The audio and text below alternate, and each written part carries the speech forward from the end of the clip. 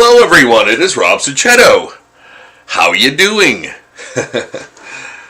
It's me, Rob Succhetto, inventor of zombie portraits, drawer of more zombies than anyone else on planet Earth, your earthly zombie art laureate. Rob Succhetto here, drawing zombies. Yes, indeed. If you are new to the channel, that in a nutshell is what I am doing tonight. Now, excuse me, I think I'm coming down with something. Yeah, I had quite a weekend, and yeah, there was a lot of close talking, man. So I think I'm coming down with something, but I'm going to try to do my best and put on a good show. But yes, my voice is probably pretty crackly and not wonderful. But here is what we're going to do today. Get the words out, man. Here's what we're going to do today. I'm going to do, I think, probably 3 or 4 new zombie drawings from scratch. And the subject of the day is head wounds. Yes, the subject of the day is head wounds. So I will be doing zombie art with a lot of head wound oriented features. So, you know, I think they'll kind of be roughly maybe a series. Like I'll just do these head and shoulder things, but it's the head wound that's gonna kind of make the drawing interesting. So this is to show you guys, and you know, I have a Patreon page, okay? So my Patreon page is basically Zombie Daily. So I post new zombie drawings on there every single day. I've been doing that since 2008. And so on my Patreon, like everybody else who has a Patreon, like I ask for $2 a month. Like, you know, if people have the ways and means to, you know, do that. And that's for art supplies. That's for art supplies to buy to do more art for the page. So it's a nice little, you know, cycle there. And just to show you how far the dollar goes that you donate each month, the $2, I'm actually doing these drawings on the back of watercolor pad paper. You know, because it still has the same properties. They just print something on the back. So I'm using the back of the front cover of the things of the watercolor books, drawing pads. Yeah, I'm using those. Most people like throw them away or whatever, or put them in the recycling. But yeah, I'm using them. So yes, I make every penny count. So if you do have the ways and means, and you can. Yeah, throw in $2 a month. $2 a month. You know, if possible, it'll help me buy new and interesting and different art supplies that you can actually watch me use and maybe, you know, enjoy too.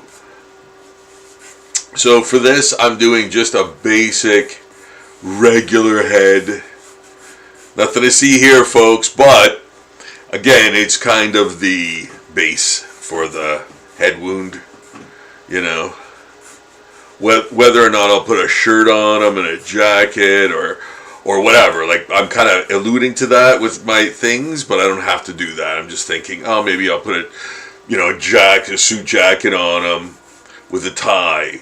Then it's kind of a juxtaposition of textures, right?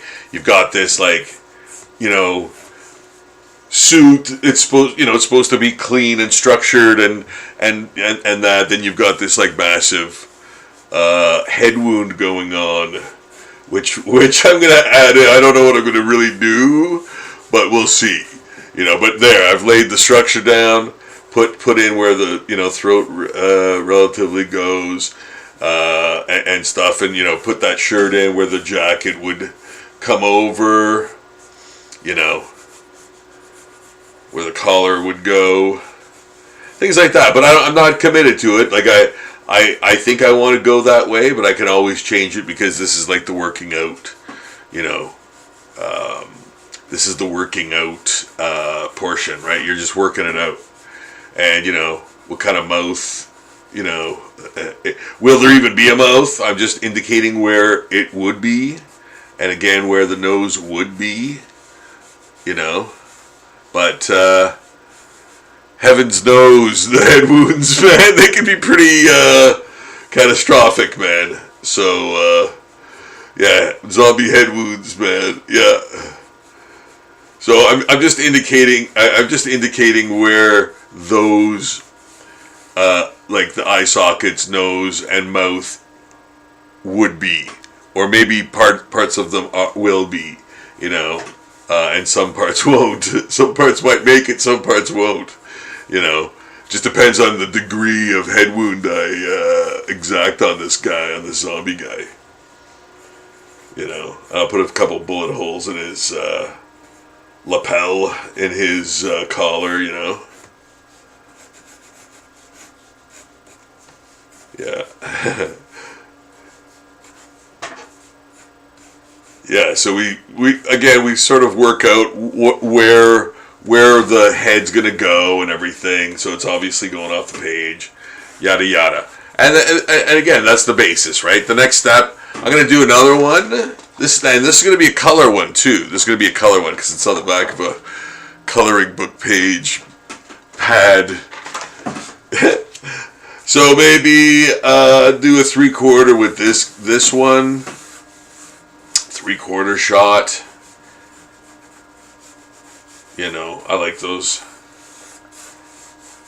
And again, we're just indicating where the parts where the parts would be, because the last thing you want to do is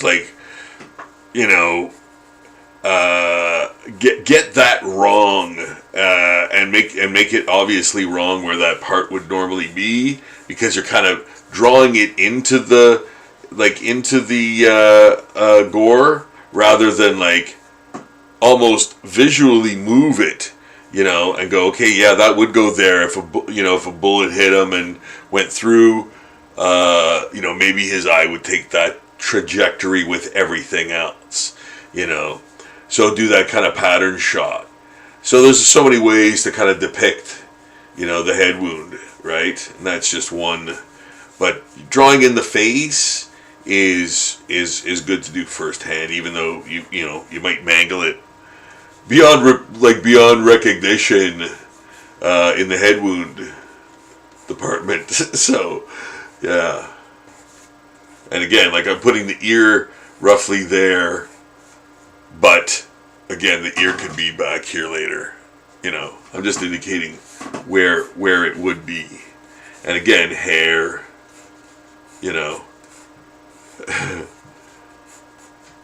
neck muscles.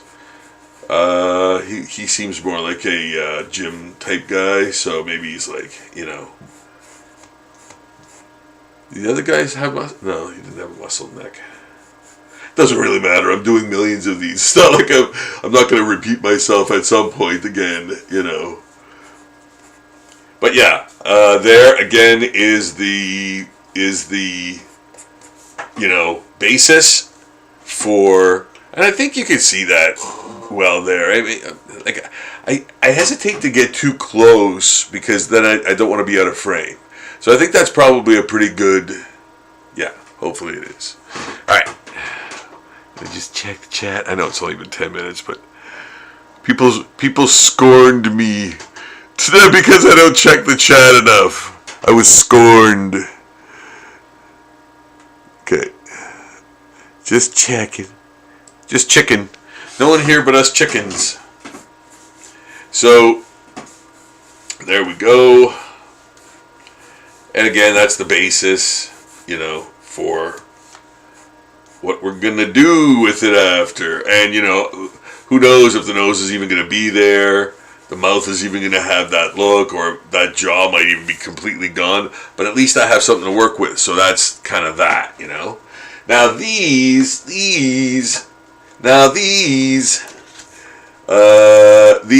are the black and white. This is the cardstock. This is the cardstock. So these will be black and white. But the other ones I'm going to actually color too. So, yeah. And again, we're doing head wounds. The theme is head wounds. Yes. Zombie head wounds. I decree the head wound is the theme of the day. Yeah. Yeah. This one's got a Labubu feel to it. Yeah. Yeah, this is gonna be. I'm gonna love this one for some reason. I'm already loving it. I kind of know where it's going. You know, with the tilt of that head and the neck, kind of like it looks like it's broken. You know. Yeah, I really love this. Very like there's a lot of oh man, yes, I absolutely know we're gonna go with this, man, already. Yeah, yeah. So, yes. This is a straight up, like, Romero type zombie, man. But with massive brain, like, massive brain trauma. Yeah. But it looks like one of those ones that you'd see, you know, on Night of the Living Dead. That type of actor, you know. Too, you know, he just got out of the bath and he's a zombie or whatever, and you know, it's that actor.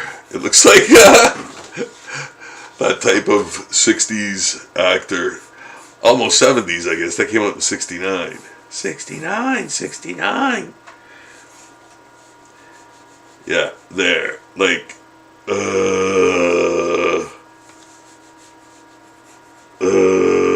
yeah, man. Yes. Humor. Apocalyptic humor. Hope you guys have had a great week so far. Man, almost over. Man, is time ever flying. Man, is time ever flying. Oh, no one said it would be like this. Yeah, oh my great goodness. Yeah, it's, wow. Crazy. Yeah, it's just wild, man. Yeah. There. And there'll be tons of, I might actually put his ear down here. Yeah. But yeah, this dude just got out of the shower, man. He's that 60s actor, big barrel chest, man. Yeah. Yeah.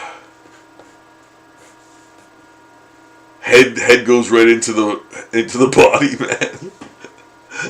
Yeah, almost no neck. No neck.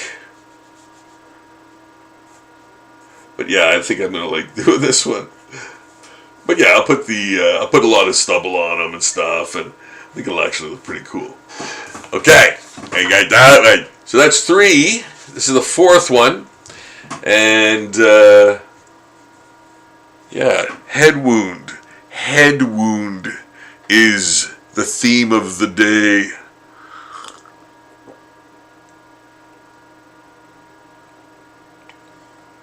Oh, it's so good. Oh, yeah, okay. All right, head wound is the theme. So the last one, let me see, I'm just going to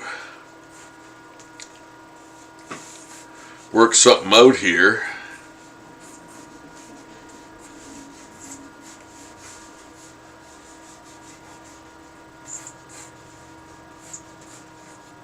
Yeah, I think that's gonna work. I think that's gonna work. Again, just creating the face, putting things where you know they need to go, so you can then extrapolate the you know degree of head wound and missing parts and whatever, you know. But get that structure down first. It's almost looks like a caveman. It's got a big big heavy brow.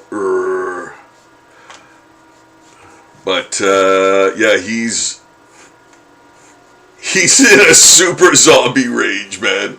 His neck is like, there'll be massive veins and things in this one, like. But, I think I'm gonna change, he looks very caveman-ish. Caveman-ish. Yeah, and do I lean into that, or do I change it? I don't know. I'll see. It'd be kind of cool to have a caveman zombie, but, like, I think it's better if there's more of him showing. Because I don't think just the face conveys it. Like, yeah.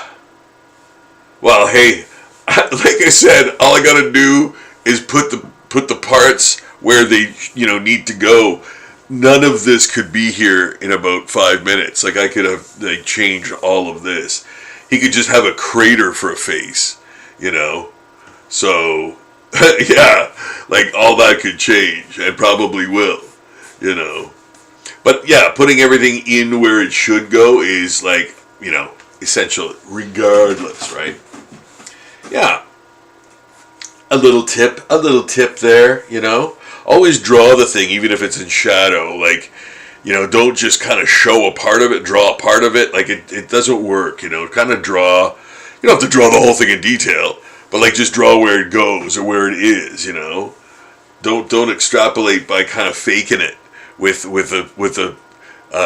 little glimpse of something in the shadow. Actually draw the whole thing. And it's things like that, man. You kind of just learn. You learn. Maybe I'm off base, but I think that's the best way to do it. Because faking it, like, either people can tell and it doesn't save any time at all. So just do it the right way, type of thing. But I guess I'm kind of like that about everything, and I know what works for me. So, if I'm offering you any kind of tips or things, hopefully they work. Maybe they might not work for you, or you might not feel comfortable doing that type of thing. Like that kind of ink line or something. You prefer, a different type of nib or a pen tip or whatever, right? So, yeah, I kind of show you what I do, and then you can, this is, again, for you artists out there watching and, maybe watching to sort of get tips on how things are done, like art-wise. Yeah, man, I love kind of showcasing that, and, that's why this kind of series exists. It's just for the live streams, right? So,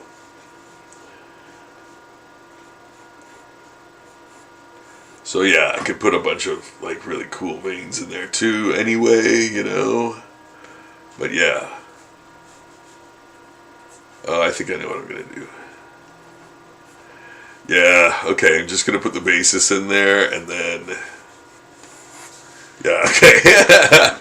I know exactly what I'm going to do with that. So, should we go for 5? We'll go for 5. We'll go for 5. And, yeah, we can go for 5. We can go for 5. Kind of profile doesn't really work that well. I like for the head wound thing. But you know what? Let's try one anyway. Let's see what happens. You know what I mean? It's like it works, obviously, but it like the 3/4 or full face, full front face view is often better for the head wound, I find, anyway. It's like just makes it a bit easier or whatever, to show the things you want to see, the gore and stuff. So this will be an old dude with a big nose, and his eye would be there, and yeah.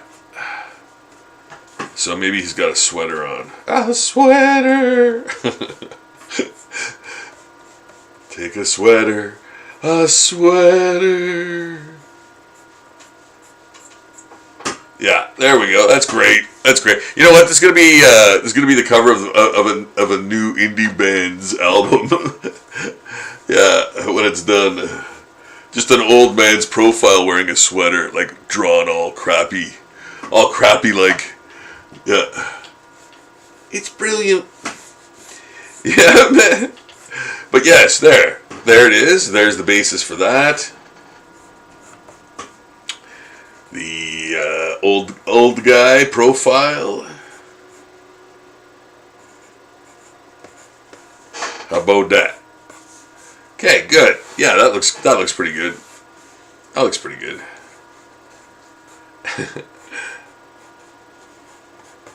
Okay. Now, I'm gonna go back to the front and start. And you know who? Oh my goodness! You know what this looks like at this point? It looks like Mark Zuckerberg, man. Like just that. It does. That's eerie, man. That's so creepy.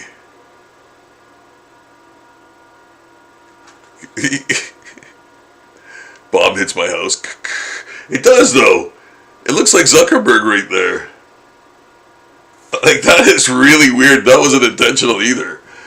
But yeah, wow. Yeah, I gotta do something about that, man. Okay, why don't I take out this area?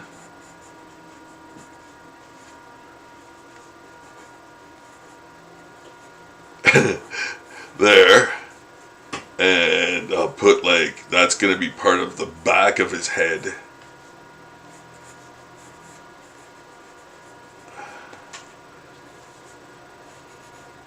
And that's all gone. Yeah. Yeah.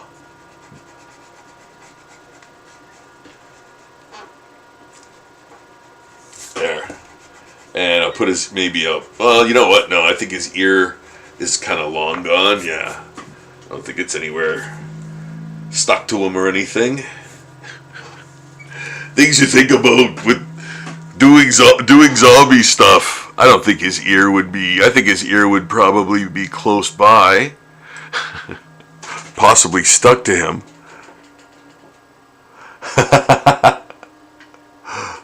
Hey, Wild, how's it going, man? Thanks for stopping in. Oh my goodness, so meta.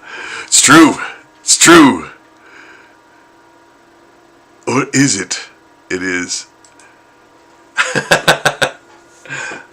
Yeah, doing some heavily head wounded zombies. So having fun, man. Having fun doing this. I hope you guys are enjoying the show. What should I make his eye? You know what? He's not even. I don't even think he cares. He doesn't even care.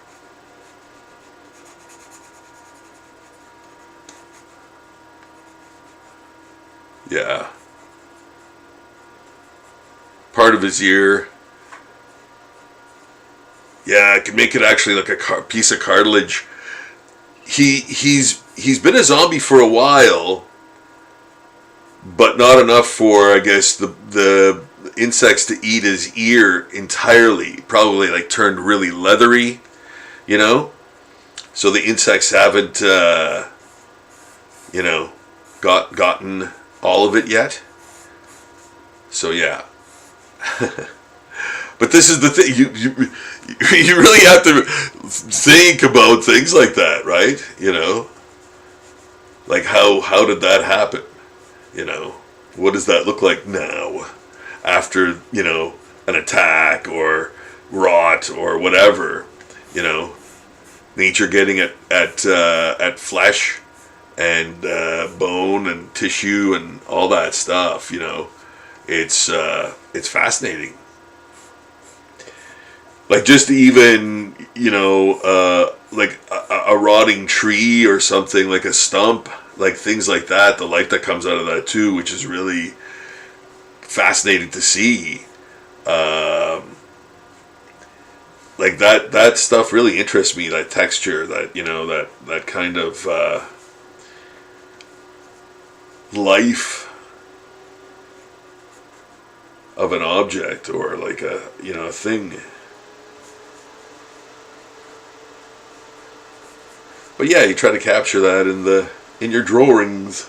In your drawings.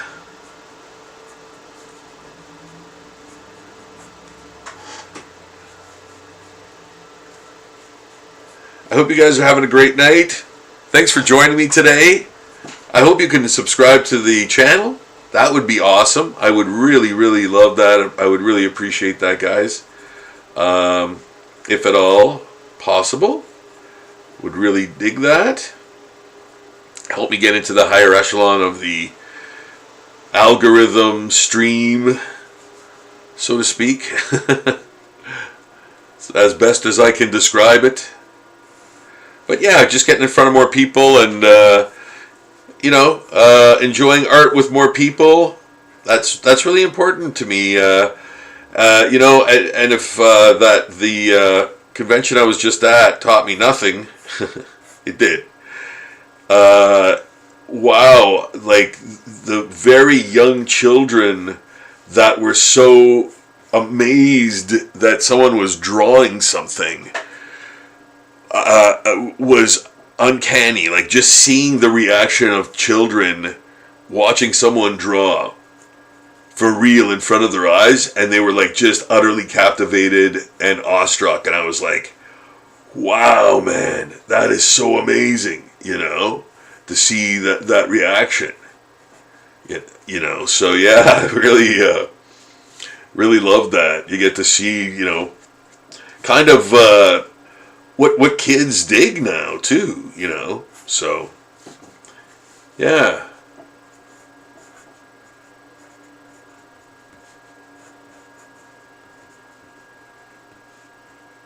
Yeah.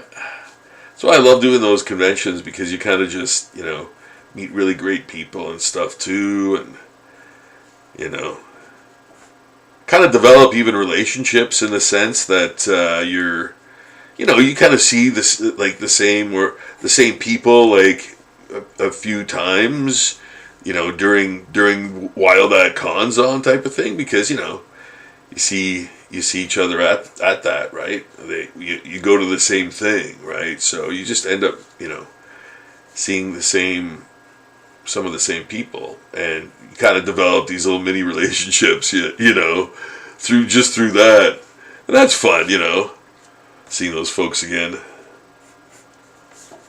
But yes, this is the night of the head wound, and we're doing it, man, and this is just a real weird,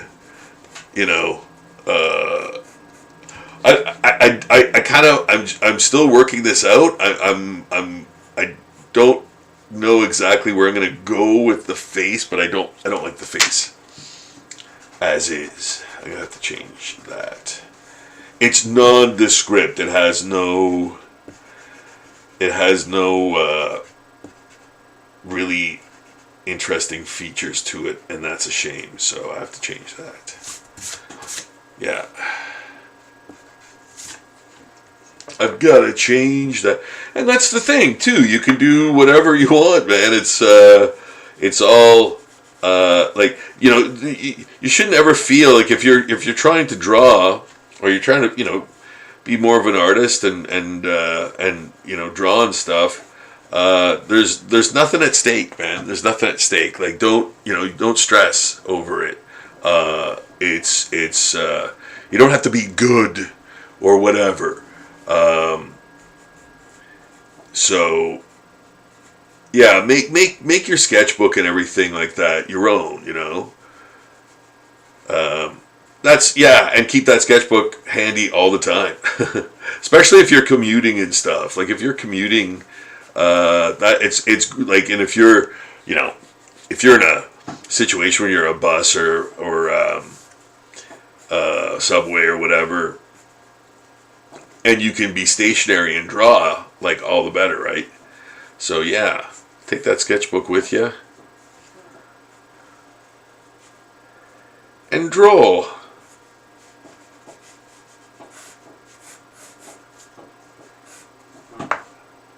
Yeah, I don't like this. Like the hair doesn't make sense to me.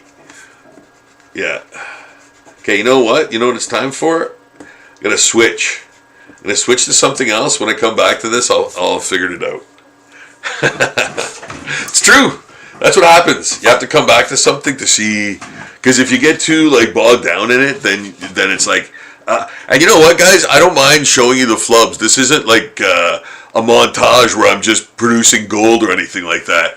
I'm making this stuff up as I go along, and sometimes you just go off the tracks, man. And you come back to it, and everything's hunky dory. So, you know, yeah, it's all good, man. It's all good. Don't stress over it. Like, art shouldn't be about stress. It should be about relaxation. You know, getting your mind into a different gear. You know, and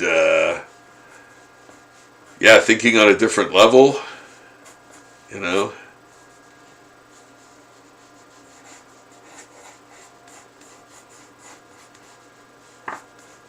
And yeah, sometimes just going with the flow type of thing.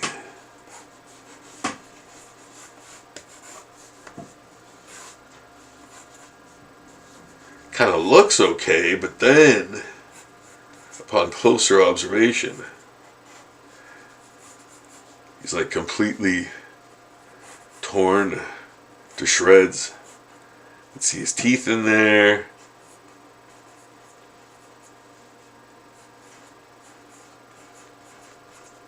Yeah. Rob, isn't that too many teeth? Silence! Silence! You put as many teeth as I want to put in there. Sometimes, making it look kind of cool, trumps reality, right? So, kind of, yeah, and besides, those teeth are probably, no, you know what, that's not too bad. Actually, what I'm going to do, though, is,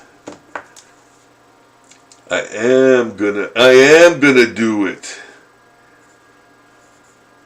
Yeah, put that like that, yes. Put that like that, douche. There. Yeah. Yeah. Yes. Yes, sirree.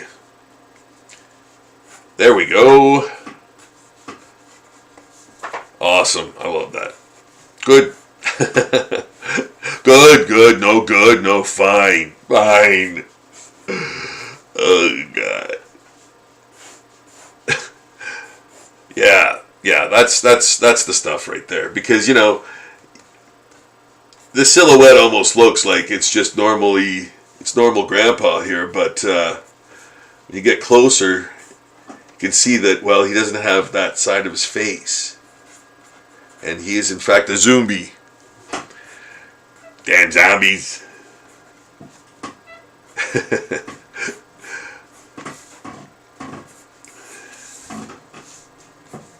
Yeah. So there, we're fleshing that out. Yes. That was on purpose. We're fleshing this out. I'm kind of feeling it out, trying to, add in where things are going to go, maybe, brain matter, veins, and all that stuff. Hair, hair, there, and jaws. Yeah. See, so when you see that little line on people, and that little jawline, that's where that muscle is. There's a muscle in there. So yeah. They put some of his spine showing. Again, I love doing that. I love putting it's totally improbable that you would see that much spine, but I kind of exaggerated a little bit. That's the artist in me. Oh man, I just laugh when people say that. It's just so funny. It's the artist in me.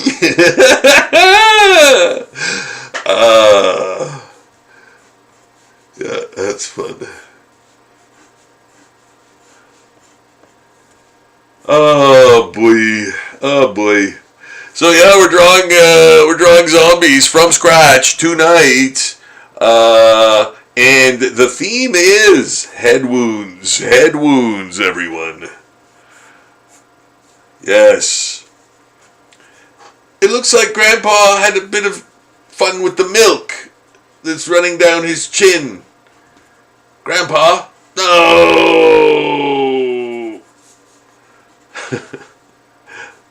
Yeah, it looks like if this was really dark, he would almost look normal. But, for real, he's a zombie. For reals. Yeah, that's a pretty good. Those are some pretty crazy head wounds, man. Yeah, because he's gonna have brain matter. Kind of. See, what? It looks like a bum. It looks like a bum. Yeah, it's. I don't even draw women. Oh my goodness! I didn't do any of that on purpose. That just happened. Yes. Well, it looks filthy to me, so I don't know if anybody's going to pick up on that. So, all right, there. I'm trying to get away from it. But yes, the brain matter. Yes. Putting that in. So that is a massive head wound. Yeah. Yeah. Maybe put parts of the skull.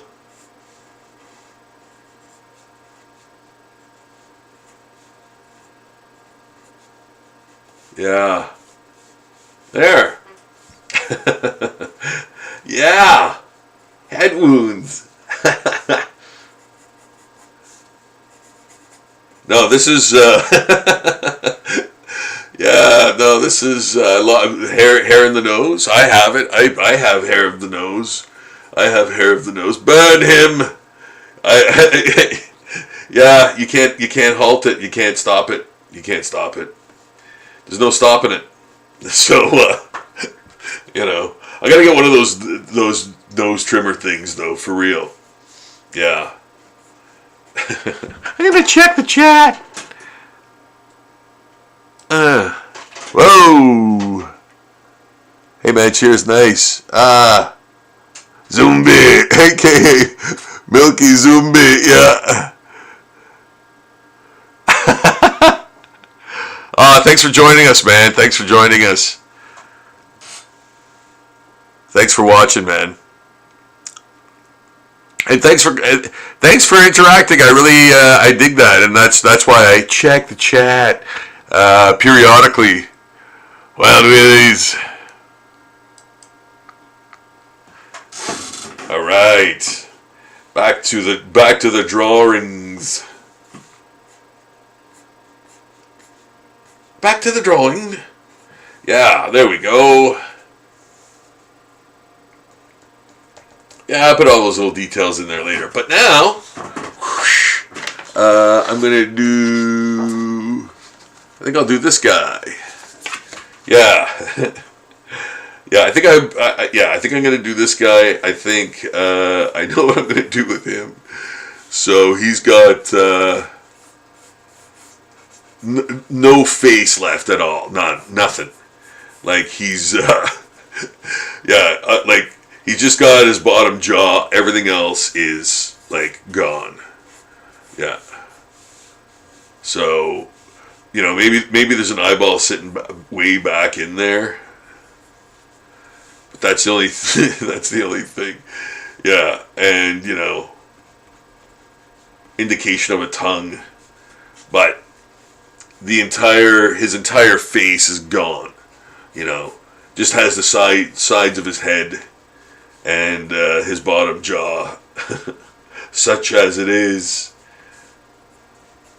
Yeah. So all of this.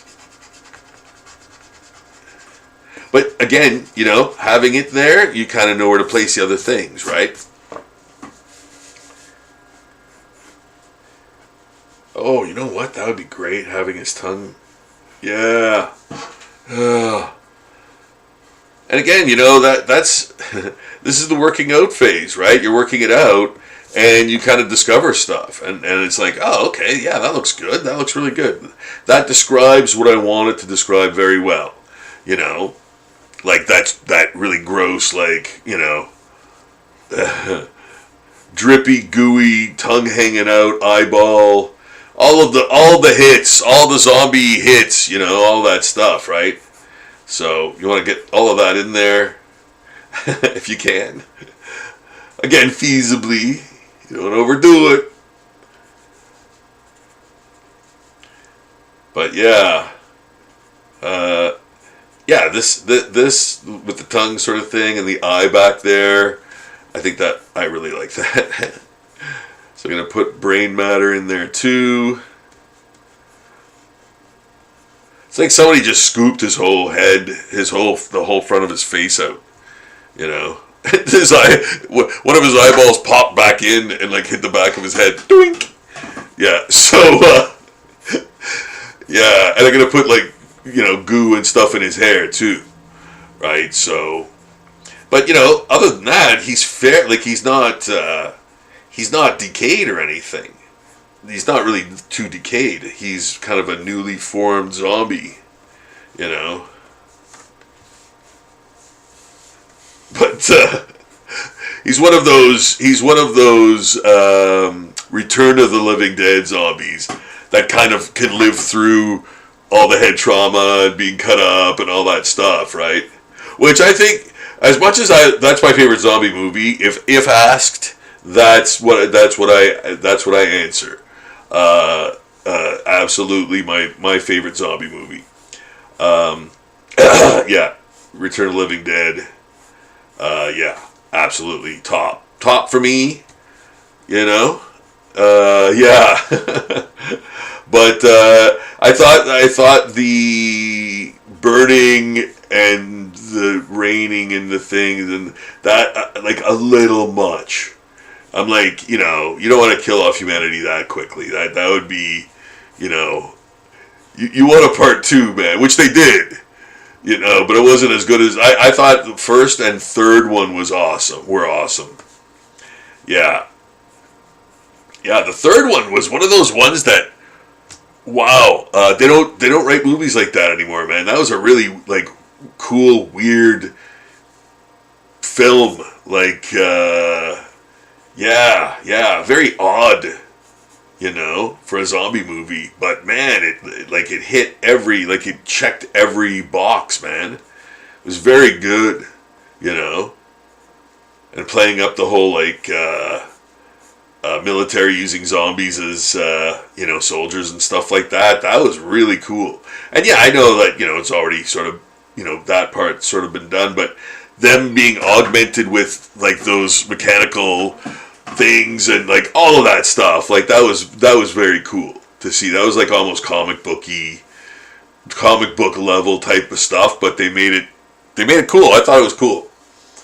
So yeah, the third Return of the Living Dead I thought was awesome. And a good friend of mine actually gave me that movie because I had the hardest time finding that. And a very good friend of mine gave me that movie on Blu-ray, man. So shout out to Michael, man. Thank you, Michael. Thank you, Michael. Michael. Yes. Yeah, great movie. But man, the rest of the series I think was like dog poo. Yeah, I think I even have I have one of the bad ones. I don't even know which one it is. It might be that Rave to the Grave one. Oh, maybe I have two. Maybe I have two of the bad ones. Oh, is that right? Oh well.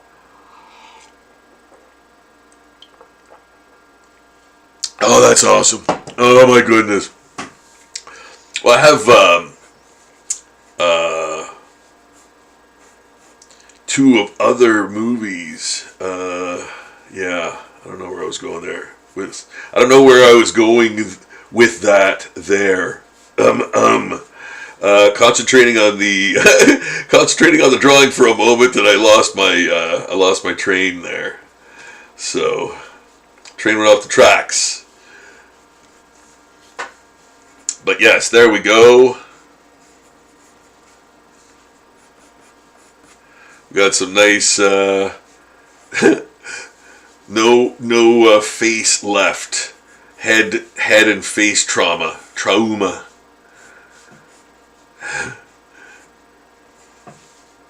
we're just creating it, and I've seen the inside of gum, like your bottom gum and all that gum, James Gum, and all of that stuff. So you kind of know, how to depict it, like in this case, right? Because you kind of know how it indents, and that little skin line thing,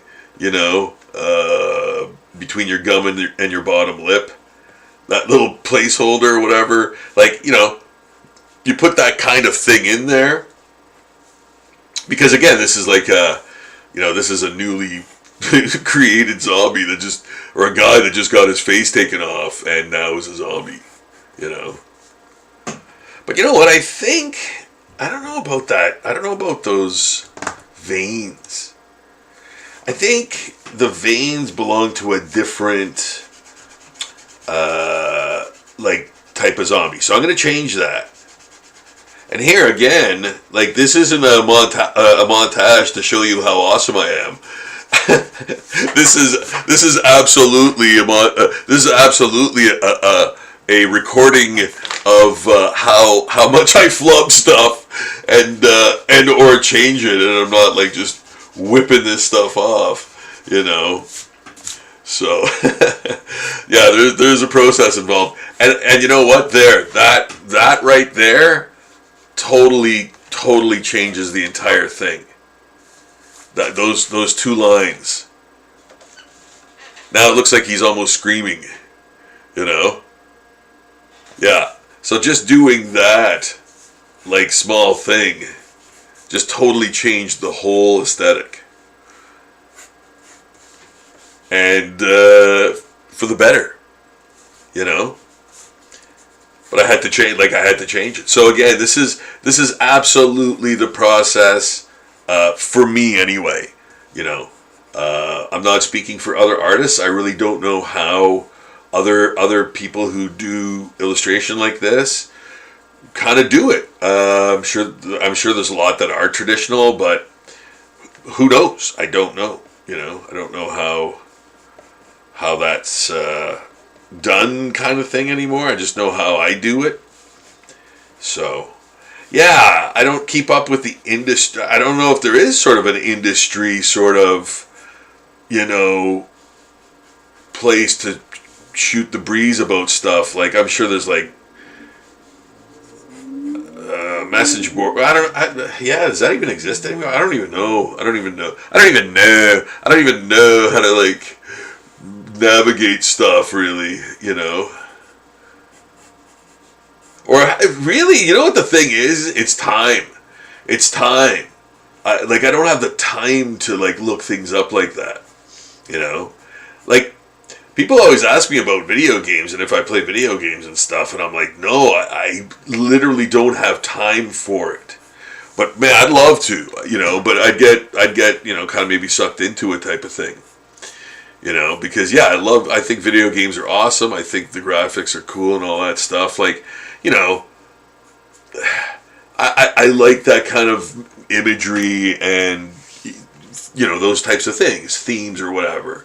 For the most part, like medieval stuff, and not really the shoot 'em up stuff, but more like the, Star Wars-ish, I guess, space games and stuff, things like that, horror games, Yeah, that's probably what I would be playing,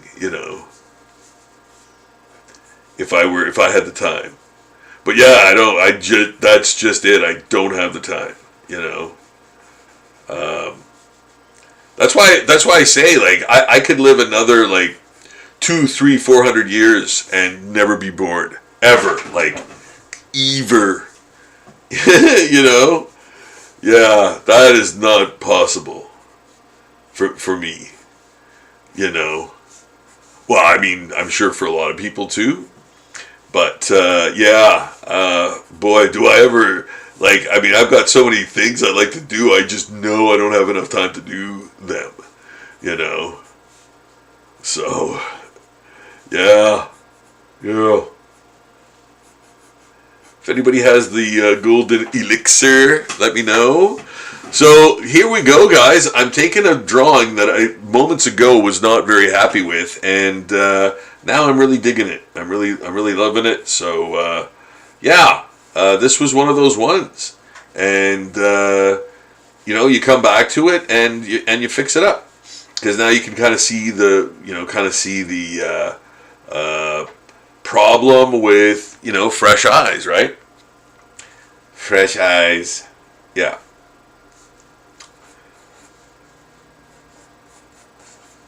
So I think the probably area that is taken out goes up to here. Yeah. Yeah, I'm gonna put like torn skin. Yes, I'm gonna put torn skin. There's a van outside. Flowers by Irene, man. FBI.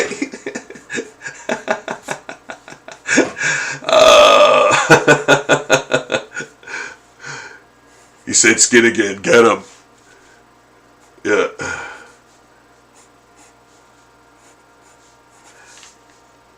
Fresh eyes.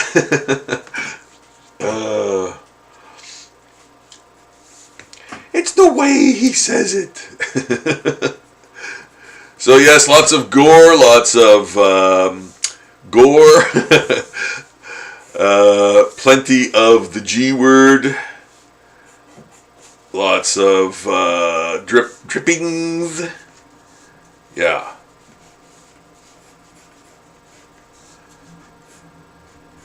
Put a shirt on, putting a t-shirt on him. Excuse me. Excuse my nose. There. So there we go. So that's gonna look great when it's inked. When it's inked, And I mean, I could sure change stuff in there too. Like, first of all, this has to be much darker back there. This is like the back of his head, right? Inside of here. So I really have to show that. And this is the black and white. This is the, what do you call it? Oh, goodness. Cardstock. It's cardstock. This is the cardstock. So I can only interpret this in black and white. Black and white. For now. Like, theoretically, I could, get this copied onto a piece of watercolor paper and then paint on that, put the watercolor on top of that. But for now, this is going to be a black and white drawing. Do I like that? No, I think that's too symmetrical.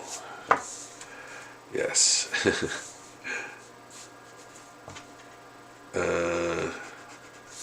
Something way. Something way.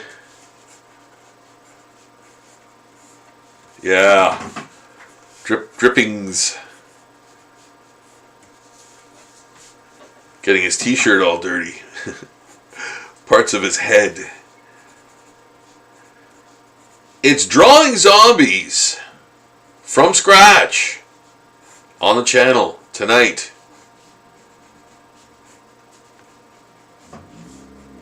Showing you the process of how I draw stuff. And I don't mind the taste. I don't mind the taste one bit. I really enjoyed doing this for you guys and, showing you the process and stuff. There's nothing to fear here. There's just more zombies and terrible, terrible head wounds. Yes, that's what we're doing tonight.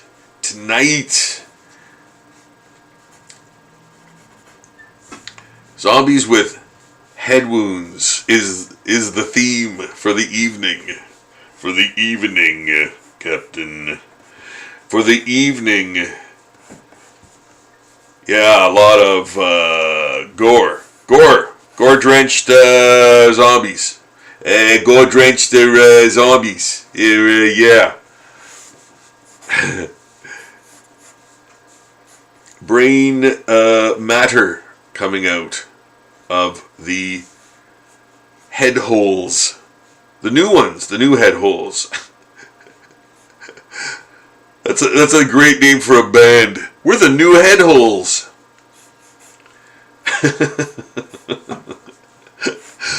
Man, these band names keep coming to me. I gotta start. I have to start copywriting these awesome band names. What was the neck one? Can't remember what the neck one was. But yeah, here's some gore for you. Just adding some nice, and this is, his head has been decimated, right to the spine, and all of this brain matter and cranial tissue is being held up by just strands of like dried blood and other viscera, so there's still a lot of them there, but he's been a zombie for a while, so that begs to question, how did he turn into a zombie? Now, I'll remind you, this is taken after a zombie from Night of the Living Dead. This is kind of like one of those Romero type zombies, he looks like he's from the 50s almost, So how would did they mention in that movie that there was some kind of space anomaly or something was happening, and then it was like alluded to that was like the reason for the zombie outbreak or apocalypse was some kind of space-borne thing? I remember hearing about that being the reason why the zombie thing happened. There was some space thing. So am I wrong about that, or am I don't know if I'm misremembering that. I think that's what it was. I think that's what I read or saw. Looks wicked. Love zombie portraits. Thank you so much, man. Thank you so much. Oh, now I can. Okay, now I can see the little pumpkins there. We're cool. Thank you, Wild Willies. Thank you for watching, man. Thank you for watching. Thank you for chatting. I head back to my BTS channel. There we go. So, more of a Romero type zombie. This guy is. He's got that kind of zombie face. He's making the zombie face, the classic zombie, So, yeah. And then, his neck is all like at an angle there. You can see.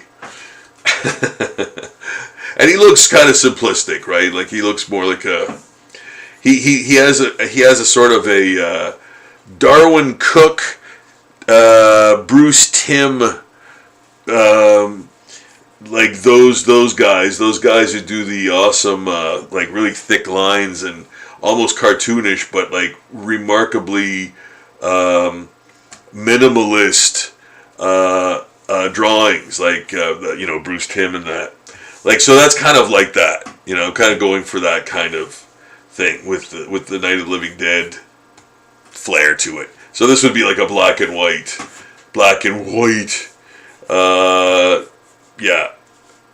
drawing anyway, because it's, from a black and white movie. So yeah, so there's the Night of the Living Dead type zombie. This is almost like a I was gonna say Train to Busan, but maybe. Oh geez, where have I seen this kind of zombie without the face type of thing before? Where have I seen that? don't know why I have the sadness in my head. I have the sadness in my head. Get this man some leeches. Yeah, because that was so gory. Like, that was such a gore fest, man. Oh my goodness. You know? But they weren't zombies. They were kind of zombies, I guess. Yeah, they were like libido overloaded killers, man. Like, yeah, like total impulse.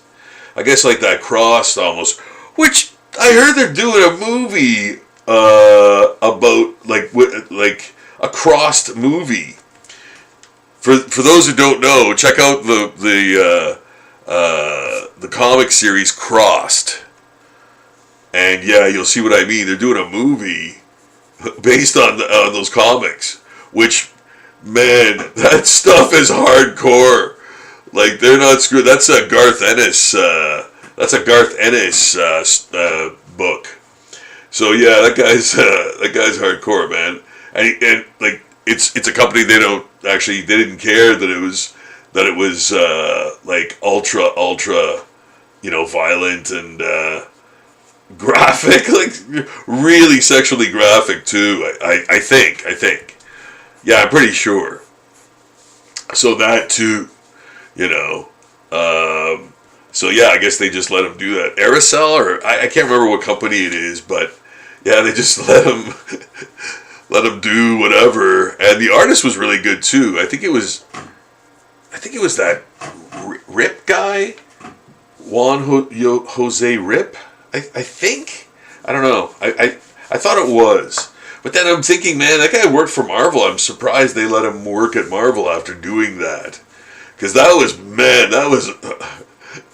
yeah, Crossed is really over the top, man.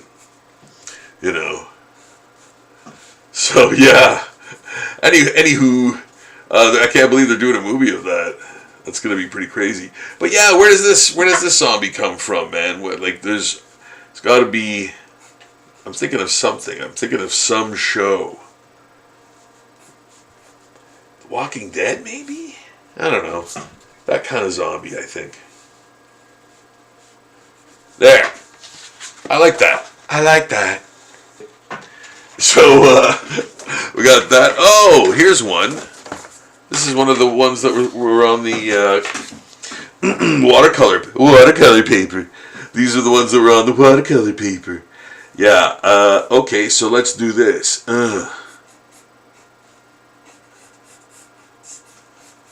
Mr. No Head. Mr. Hasn't Got a Head. I'm going to put the remnants of the ocular bone in. Bone in. Chicken bone in. Yeah, my most hated of all chickens. No. No. There. Yeah, there's some nice hanging fruit. You know? And maybe he's got part of his jaw taken out, ripped off. Yes, yeah, yeah. Massive head and face trauma. What are the eyes going to look like? Are there even going to be any?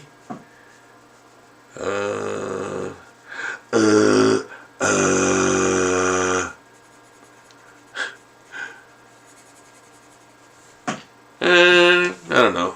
Let me think about that. Let me think about what I'm going to do with the E's. There. So that's gone. This is just, this bone is there. That flesh has been ripped right off. This is just hanging from the bone. So there'll be some muscle tissue and stuff. But yeah, I'm gonna take his lips off too, and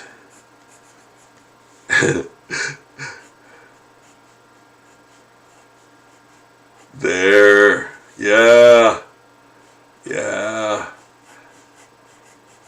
Yeah, I like that. I like that. That's great. I like the fact that you can see his teeth there. So again, just trying things out, right? Just trying stuff out and seeing how I like it, seeing if I like it, seeing if I have to change it. I'm gonna actually have his nose in there. Yep, yep, yep. I'm gonna have his nose in there. His nose will be there.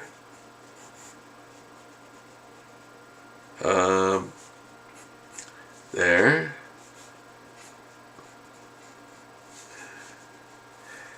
There'll be brain matter and stuff inside of his skull. There. So this is going to be the other side of his skull. And we're going to put some nice... what the brain sac. The brain sac. Again, like you're drawing stuff and people might go, oh, what is that? And you can answer, it's the brain sac. So yeah, I did it right. No, that'll never happen. No one will ever ask you that.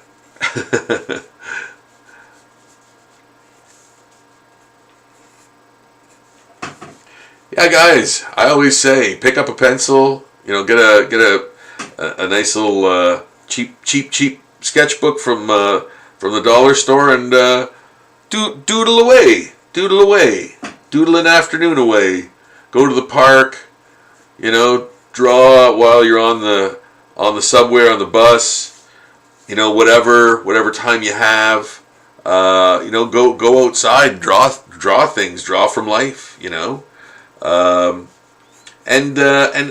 relax and have a great time doing it. Have a great time doing it. There are no stakes involved.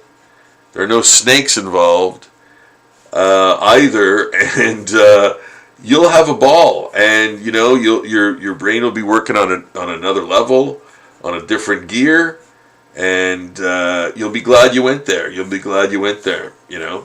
So yeah. I really try to encourage people to draw for the, even just for the therapeutic aspect of it, and always, remembering that no one's judging you or watching you or rating you or, anything like that, critiquing you or anything like that. It's your thing, you enjoy it and it's a fun thing.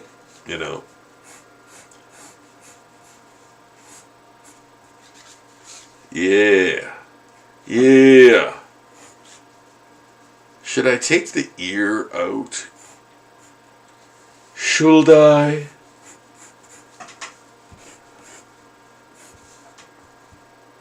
No,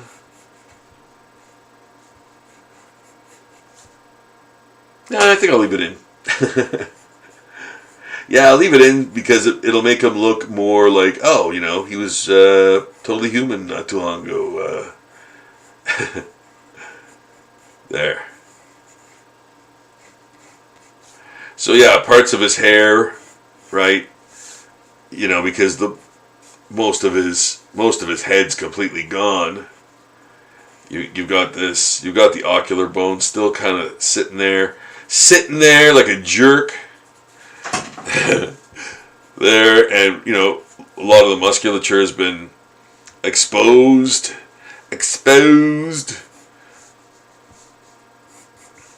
I might, I don't like that pose or that stance or that, I don't know. It looks weird to me. It looks amateurish to me when I see that kind of angle handled like that. Yeah.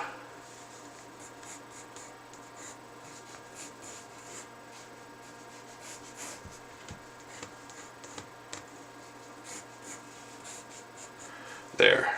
The ear.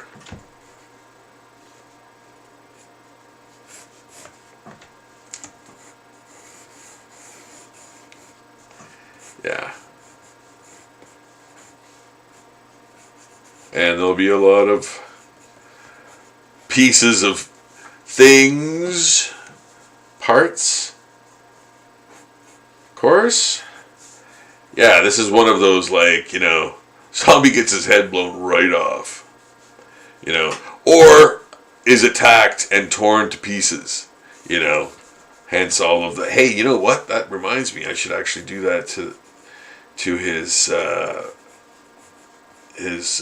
shoulders here, too. Yeah. Yes. I like that idea. Yeah. Because then you can see there's more reason for detail. There's more and I like putting a lot of cool layers of hatching and cross hatching and stuff like that. As you'll see when I start inking these guys. So I think that one's probably good. Well, I'll actually put in that kind of ripped whole scene and holes and stuff. Yeah. Well, you know what? This is what happens in the working out process. Again, there's no Rocky montage where I'm just spinning gold, man. No, it's sometimes you don't get it on the first take, man. So you come back to it. And again, that's why I have so many things on the go. That's why I have so many different pieces of art on the go. Plus, I just got that order, that huge 5 zombie portraits, man. That's quite a bit of zombie portraits for one order. So I just got that happening, and I've asked the fan if it's okay to do them on the live stream, but I haven't heard back from him yet. So, and I said, look, no biggie if not. If you don't feel comfortable with having the photos of the people that you sent, So yeah, I totally understand if he rather not. So that's kind of the only thing that would I have to think of that, absolutely, right? I don't want anyone upset at all, or that's kind of very private, I think. So yeah, but gotta ask, man, gotta ask. So we'll see what happens. We'll see what happens. Of course, if you want to see me do zombie portraits in a live stream, you can see me do the ones that I did for CreatureCon coming up soon, in 2 weeks. Oh my goodness, yeah, CreatureCon's coming up in I think 2 weeks. That's crazy. So I'm looking forward to that. Big time. Should be an awesome time. Yeah, man. I did the guests for CreatureCon as zombies, so you can actually watch that. If you want to see me do zombie portraits, it's right up. It's right in line here. It's right in the line here of live streams. So yeah, check it out. Check it out. So yeah, this zombie's got a lot of problems.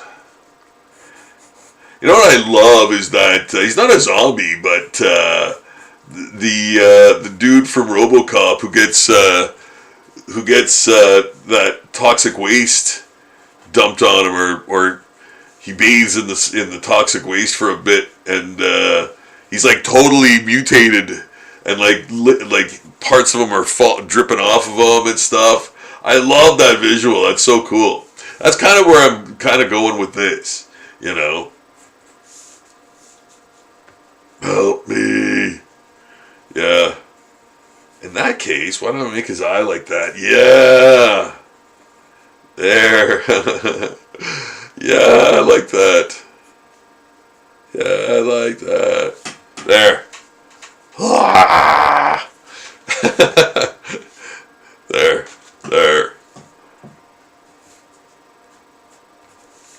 Right on. I like this. It's so good. And again, we're just riffing on stuff. We're just working stuff out still too. Anything could happen. That's the excitement of it all. Anything could happen at this point, you know. But I am going in a direction that I'm like very much liking, and I'm very much excited to actually start inking, because this will be fun. It will. Don't forget to put your name. Don't forget to put your name. Yeah. Yeah. There. That should be great. That should be nice. That should be nice to ink. I'm looking forward to inking that guy. That guy. Looking forward to inking that guy. Now this guy. This is the guy. Yeah, this is awful. Everything about it is awful. I hate it. Send it to hell, man. That's where it looked like it was going just as I was erasing him.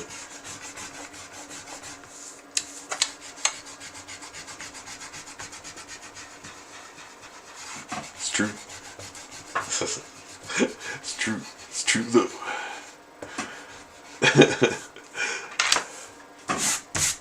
There we go. All right. Clean slate. Clean slate.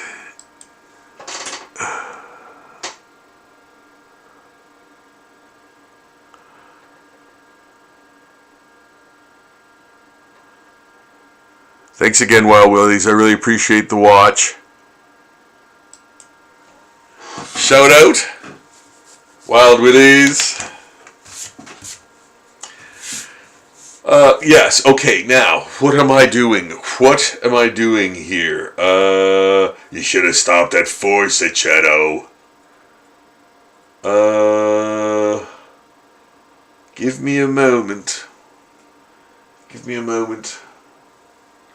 I must look around.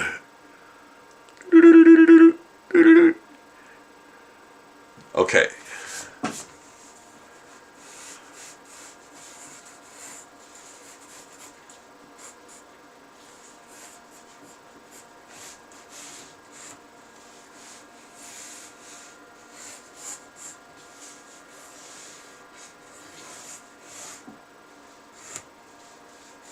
There.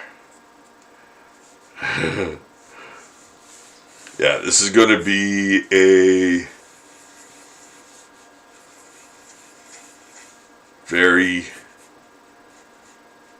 nasty zombie. Mad.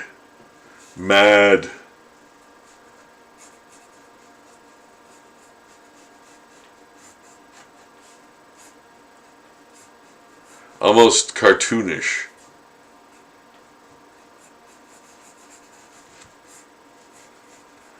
And where's the head trauma? Whole back of his head.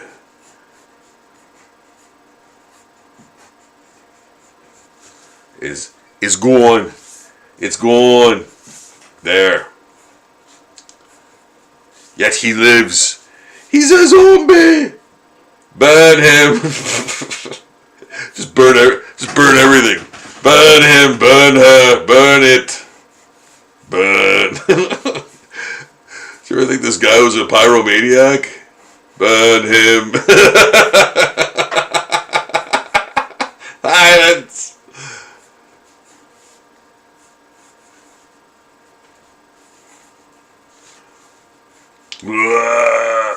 We're going to change his teeth. His teeth. Teeths. Yeah. Also, doing noises helps. Doing the noises of the thing that you're drawing helps. It does. It does. I don't care. It does. It does. It just does.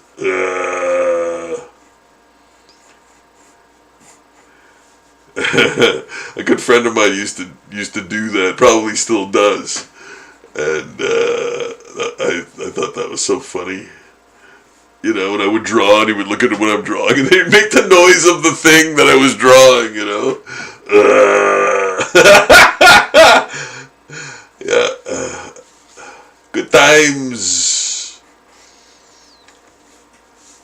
yes, here is a filthy zombie, a filthy Zambi.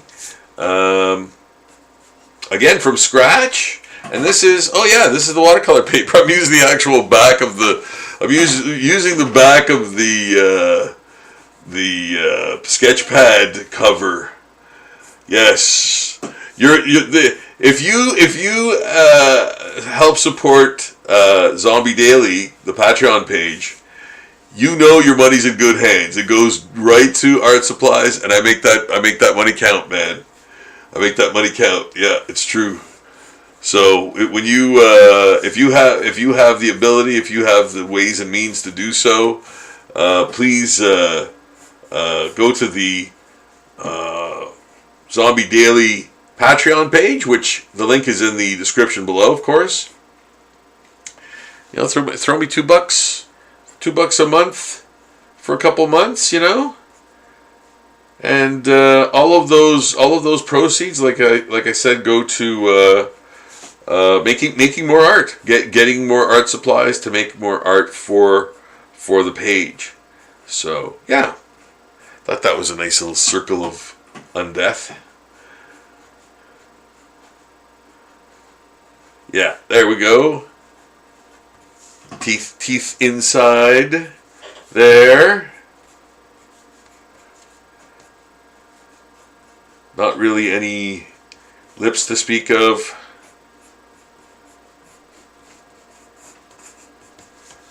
This is very much like a cartoon-ish type zombie, for many reasons.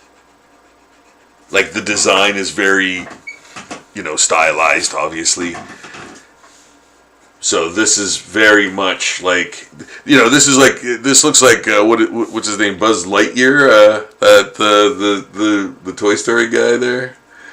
I sounded so old there. Kill yourself. Kill yourself. Yeah, that was awful. The Buzz Lightyear that guy, douche. Yeah. So yes, he's gonna have a lot of gore. And you know what? This was kind of the excuse, right, to do more gore-oriented stuff, douche. Yeah, that's that kind of thing. I wanted to do a lot of like pieces and stuff, like nice details and and show you guys, some, again, inking techniques, right? Y'all love the inking techniques, which is great, obviously, right? It's nice to see the thing sort of like come together with the ink, and it's kind of more final, So, but, of course, to get there, we have to do this, which is, the working out. And you know what, we still work it out, even in the inking, stage sometimes. Depends on what you're working on, right? Like, I'm not having another inker ink my stuff, so I can leave it less complete. Complete. And, kind of make things up as I go along still, Again, because of the nature of the drawing, But if I were doing a zombie portrait, for example, it would be like, I'd be really filling things in and making sure everything was perfect before inking, or even putting down that first watercolor wash, because that goes on right after the penciling. As you'll see with this, because I'm going to use this. This is watercolor, so I'm going to actually use this. So that part of his head is all gone. Yeah, there we go. And yes, my voice is not great right now, but and I don't like that protruding that much. There. But yeah, this is very much like a cartoon-ish, version of a zombie. But nonetheless, it will be quite gory. There will be some gore involved in that head wound. Yeah. And who knows, I might actually put like some kind of alien in there or something. Like tentacles or I don't know. We'll see. That's the beauty of it, right? You know, you can do whatever you want. You don't need a budget, man. You don't need a budget. You know, everything can be created with your mind. Open your mind. Yeah, it's completely your thing, right? So you can do whatever you want. And that's the nice thing. That's the nice thing about art, right? It's yours. It's mine. It's all mine. So there. Yeah, we got some pretty good. We got some pretty good head wounds going on. We got some pretty good head wounds happening tonight. Massive head wound, Harry. Yeah. Got some brain matter in there. You know, can put a little bit of over his eye. Yeah, there. Creating things. You know, from nothingness. It's magic. It's magic. It's alchemy. Yeah. So there we go. And then, you know, once we ink this, I think it'll be very sweet to ink. I'm looking forward to that. That'll be fun. Like maybe he got his whole back of his head ripped off, you know. And the spine showing there, of course. We're fine. We're fine. We're spine. There. Yeah. A little bit of drama, lighting. Putting that kind of underneath Halloweeny light. Underneath, you know, pointing upwards, flashlight. That sort of dealio.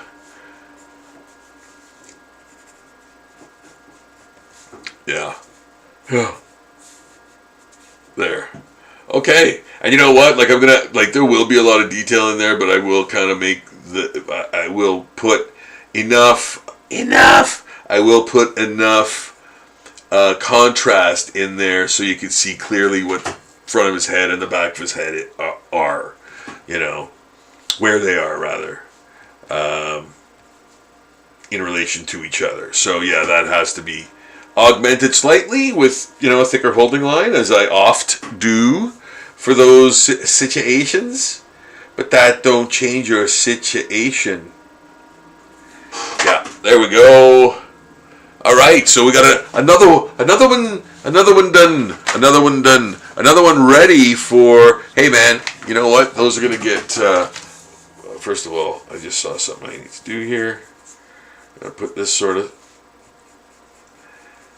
of texture on here to indicate the thickness of the neck, because those vein lines, you know, kind of elongate and distort the neck, and them all being at that angle. So I have to rectify. I have to rectify that with opposite running lines. You know? Again, that's how I do that. You know? Another artist might use a different technique or not do that at all. You know, they just might, you know, just use the lines that were given, the lines that you've been given, nothing more, nothing less. So yes.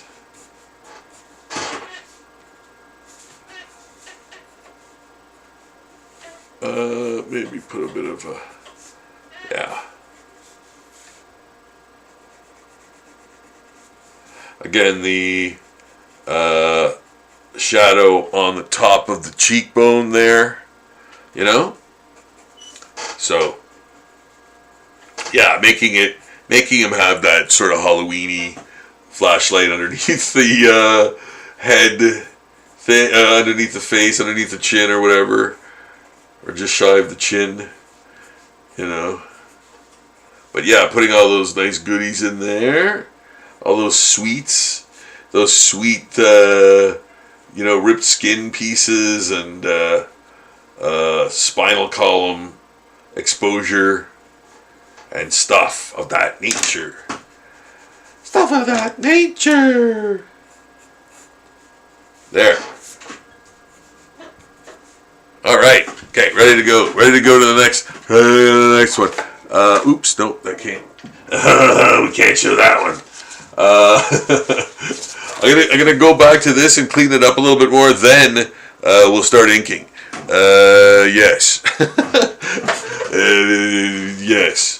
And then we'll add some nice inks, and I've got to do some washes on the ones that will be colored. Yeah. Grandpa's got a nice furry sweater on. It's all bloody. Pieces of viscera. Yeah, I like this one.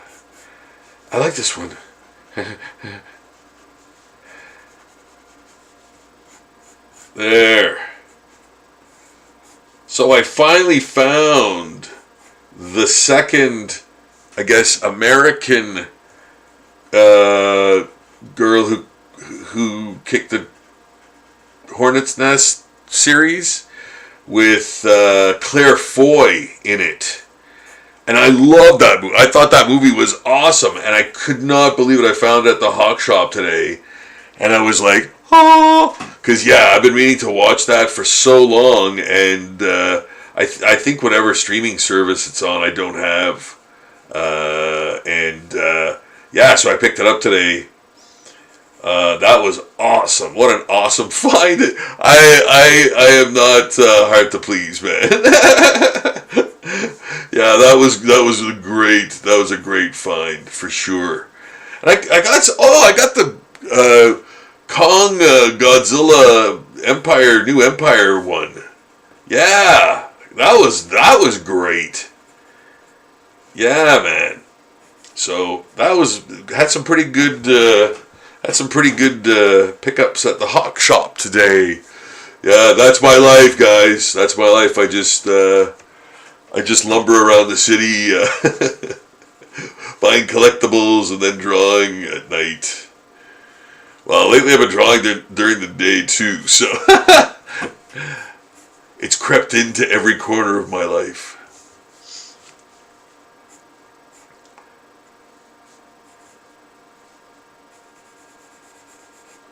There.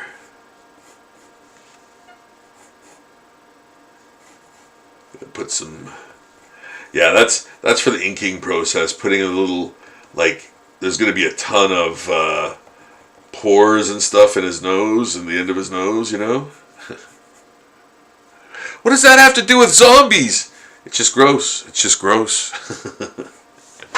does that have to do with zombies? Silence.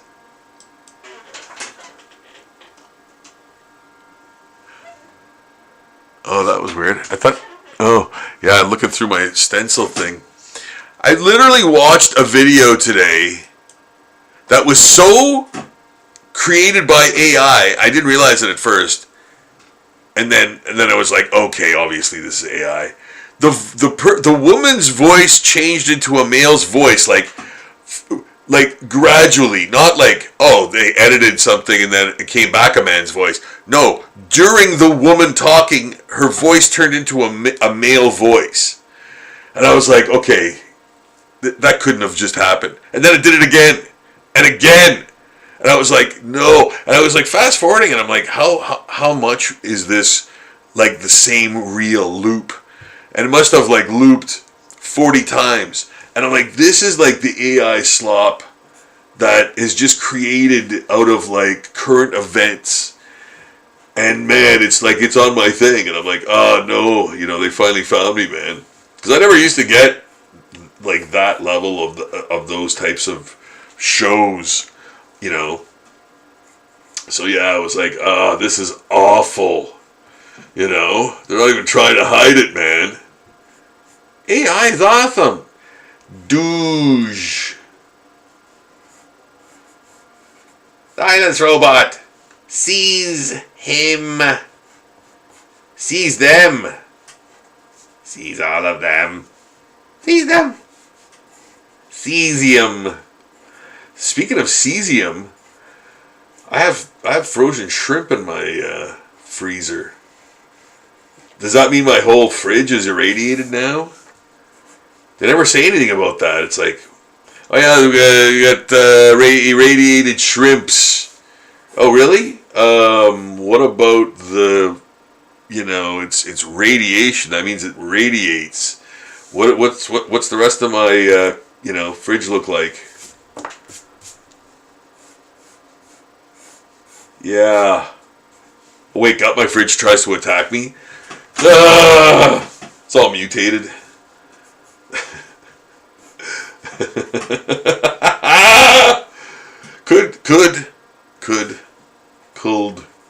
Could happen. Yeah, that's great. That's good. I like this. I like the sweater. Yeah, there'll be more pieces of things, and possibly bone, because yeah, his whole skull's gone. His whole skull that whole part of his head is missing. The president's head is missing. Yeah, so there we go. And it'd be great to add on. It will be great to add on with inks, adding some nice, sharper detail. This is kind of, again, the framework, right? And, it is subject to change, card subject to change as well. But I think I'm pretty good with where I'm going with this. So I'm pretty confident when I start inking, it'll be like this, but again, a lot more nice, lush detail. Yeah. Again, to indicate textures and things of that nature. And I'll put some cross hatching in there too. I know a lot of people, question what that is. They wonder what cross hatching is. And so when I show them, it's like, oh, okay, yeah, that makes sense, So yeah, cross hatching and hatching and feathering. Feathering is another one that I use a lot. Yeah, to indicate form. It's kind of anyone interested in that 50s almost memorabilia art. With that sort of Art Deco flair and beautifully drawn. Dave Stevens, man, look out for that cat. He tragically passed away years ago, but and at a very young age too, I think. But man, that guy was he was internationally known as an artist. Even beyond his comic book work, but his comic book work was just remarkable. He did, actually I think him and someone else invented The Rocketeer. So yeah, he was the guy who did the Rocketeer comic, and with clear references to Betty Page, obviously, and stuff like that, which they did a movie. Disney did a movie on, and it was awesome. I actually own that movie. I think it's great, man. I can't remember the name of the actor now who plays him, but yeah, great. Something O'Connor or O'Connell or something. I can't remember, but yeah, it's a great movie, man. It's fun. It's fun. And Timothy Dalton's the villain in that. Yeah, and he's great, man. I like Timothy Dalton. I think he's pretty cool. Pretty cool. I think he's pretty cool.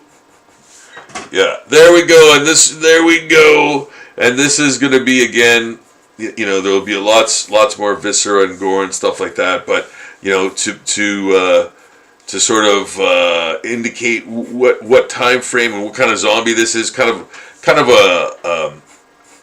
a Romero type zombie, George Romero type, Night of the Living Dead, more type of zombie, but stylized in a sort of Bruce or what's his name? Is it Bruce Timm? Yeah, Bruce Timm. Yeah, Bruce Timm and like Darwin Cook and those kinds of guys who do that minimalist thick line sort of drawing, which I love. Again, I love that style. DC's New Frontier, man. Like, you got to pick that book up. That is so incredible. Like, massive book, man. Really good. Darwin Cook again. Sadly, an artist who passed away, I think, young as well. So that man, that's unfortunate. Sort of be a Captain Breakdown over here, but these are artists I love. I love their work, and yeah. So, but having that kind of line weight in mind. Maybe not so much for the gore and viscera and everything, but for everything else, he sort of identified by that kind of style. Yeah. Minimalist, sort of angular, thick lines, There. Yeah. So that's going to be fun to ink. So what I'm going to do now, is I'm going to put a light gray wash on these fellers right here. I'm going to put a gray wash on these guys and prepare them for the painting. The painting. Yes, they will be painted. The others will be inked because they're on cardstock, not watercolor paper. And this watercolor paper is actually the back of the front cover of the book I got, the sketch pad, or actually that's a watercolor pad, right? Sketch pad. So it's a dollar store one, and I'm using the front cover, man, because making those dollars work, man. Making those dollars work, So if you'd like to help support Zombie Daily on my Patreon, that would be utterly astonishing. I would be astonished. I don't use that word often, but I would be. A $2 donation every month helps me buy art supplies. That's where the funding goes. You can stop whenever you want. If you have the ways and means to do so, I'd sure appreciate it. All of the proceeds, of course, go to purchasing new art supplies, new and different art supplies. I could buy stuff I've never used or tried before, and we can try it out together. So yes, if you'd like to, just go to the link in the description of this video, and you'll find the Patreon page, Zombie Daily Patreon page. Click that. You'll be transported to a world of non-stop zombies from all over pop culture and beyond. And throw down that $2 a month, cowboy, and help support Zombie Daily. Over 4,000 posts coming up on that page. All zombie art. There is actually a number of other drawings that I do, nature stuff and other things. I'm a regular Bob Ross over there. No, but I do other artwork that I post there too. And if you want to see that, just type bonus into the search bar. Those will come up as bonus posts. And it's the non-zombie stuff I do. You know, so yeah, it's kind of interesting to see that too for folks who wonder if all I do is zombies. There you go. There's other things on there to enjoy. So yes, if you can donate that $2, a month, that would be awesome. And subscribe to the channel. That would be ultra awesome. I can't believe the subscribers that I've gotten here recently, guys. Thank you so much. It's hard to express how much that means to me, man. I'm not even kidding.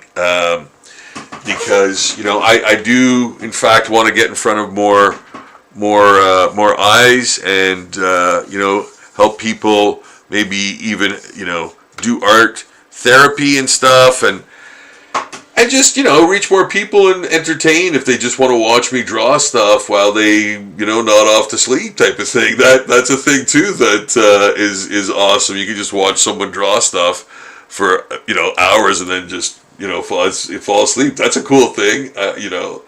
So yeah, subscribe to the channel and it helps me get into more lofty heights in the algorithm stream, so that's what that does. Your thumbs up for the video does that too. Comments, things of that nature. Your general interest. They love seeing that, and to be honest, I love seeing it too. So if you're engaged in the things that I do, if you like seeing zombie art done in a traditional way, yeah, man, you come to the right place. So this is the other color one, and we're going to color it. We're going to put that gray wash on there first. Get that sorted out.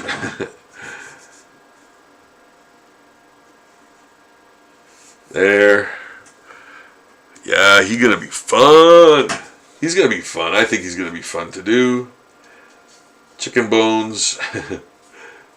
Yeah, like all kinds of, splintered bone and ripped off tendons and muscles and tissue, things like that.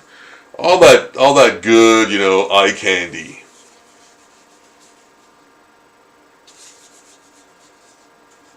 That we love so much. Yeah. Extra violent. It's the most violent place on earth. It's the violentest place on earth.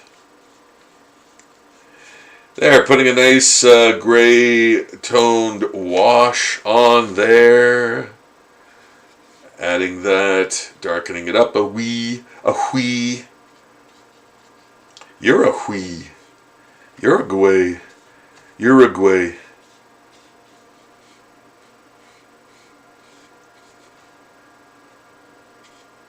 Ugandala.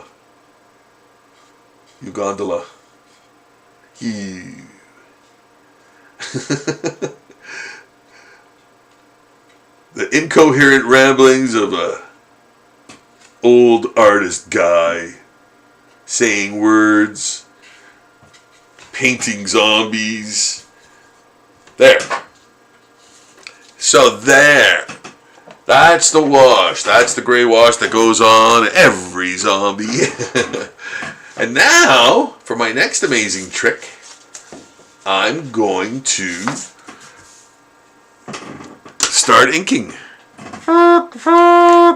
Here we go. Here's the inking part. Here's the inking parts. But first, coffee.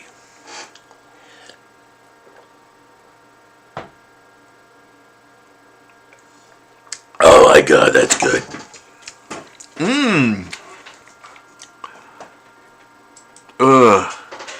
Okay. There. Alright, so let's get to inking this guy. What is this? Oh, a 2? Okay, I'm gonna do a 3. Oh, guys, I gotta get rid of this chair. Oh my goodness, yeah, it's gotta go. You gotta go, honey. You gotta go, sweetie. You gotta go. I'm sorry, man. I'm sorry. I know you've been around for a long time, but I don't think WD-40 is gonna even help this time. Yeah, I think I'm gonna have to send it off to the farm upstate. Yeah. So I am again just making up things. All the basics are there. It is a very good skeleton, or more rather. It's much more than just a skeleton. It's a pretty closely drawn out, complete, drawing without really a lot of the maybe potential black that's going in there. So I am just inking it as I go along here, and adding things where I think they might look good. Uh, but proceeding with caution, right? I'm not doing outlandish things. I'm kind of keeping with the script, you know. So yeah, like I'm keeping with the theme, the sort of what I've established already. And again, I'm just kind of doing outlines of everything. I'm doing the outline inking of everything. Later on, was there something? Later on, I'm going to probably go in and do some of this, like put some weight into the little things. Those are like little, there, like little springs. Yeah, like little waves. I'm drawing little waves, very, very precise, measured waves. That's how I'm creating that thickness. That it looks like feathering, but it's just waves. Like feathering is when you kind of go like vit, vit, vit, vit, vit, vit, vit, vit, vit, vit, vit, and then you've got like a thick to thin feather line. So that's what feathering is, and that's kind of used again to create shadow, shade, um, and with a gradation, right? So dark to light, because that feather, the feathering gets thinner and thinner, so that means that surface gets lighter as it goes down that feather shaft. It gets darker. Yeah, it gets dark down there. So that's what that does. That's what feathering kind of does. In that case, in that situation, right? So, yeah, and there's like different lines do different things, right? Different lines do different things. Like I'm gonna do this, and this creates a different surface, a more textured surface of that neck,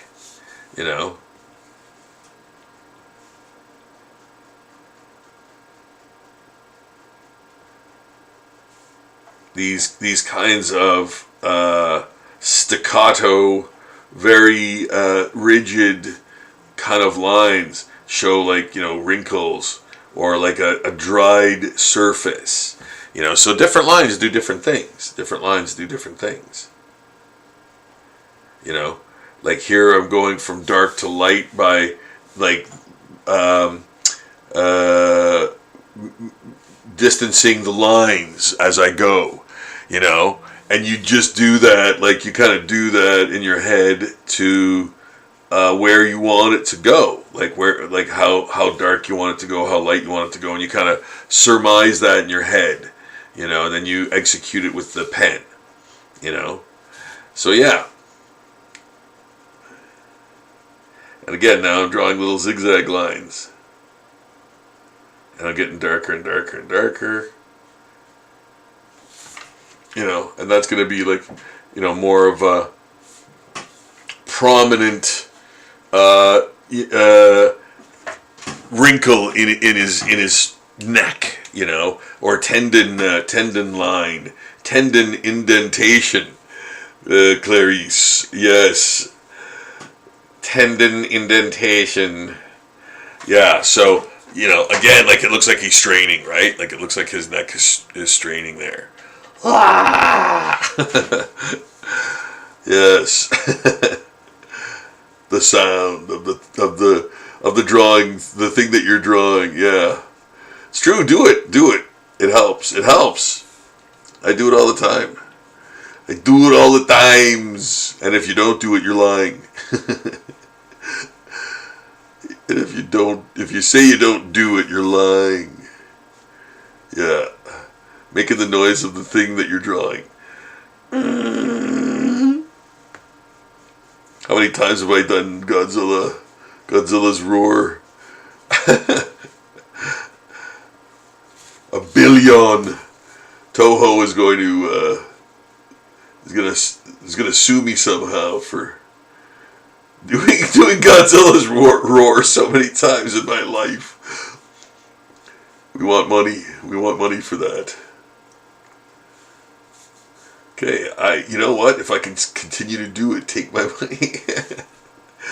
No, I'll be good. Yeah, I'll be good. Can make Anguirus' sound.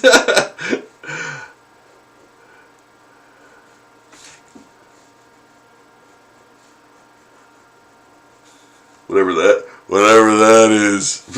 that is. Yeah. I keep thinking of that Gabara kaiju.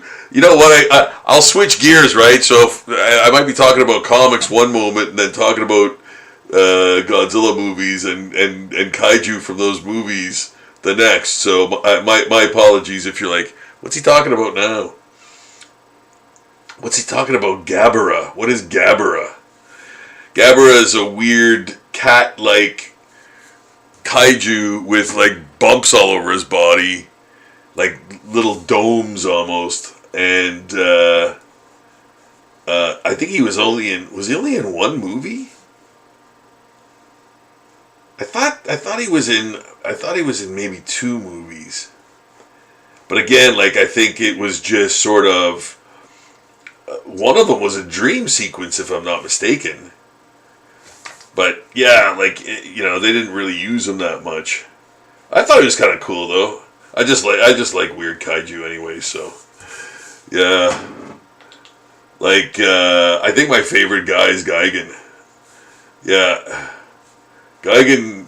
Like aside from Godzilla, like I think Gigan, and then Hedorah, Smog Monster, and Megalon.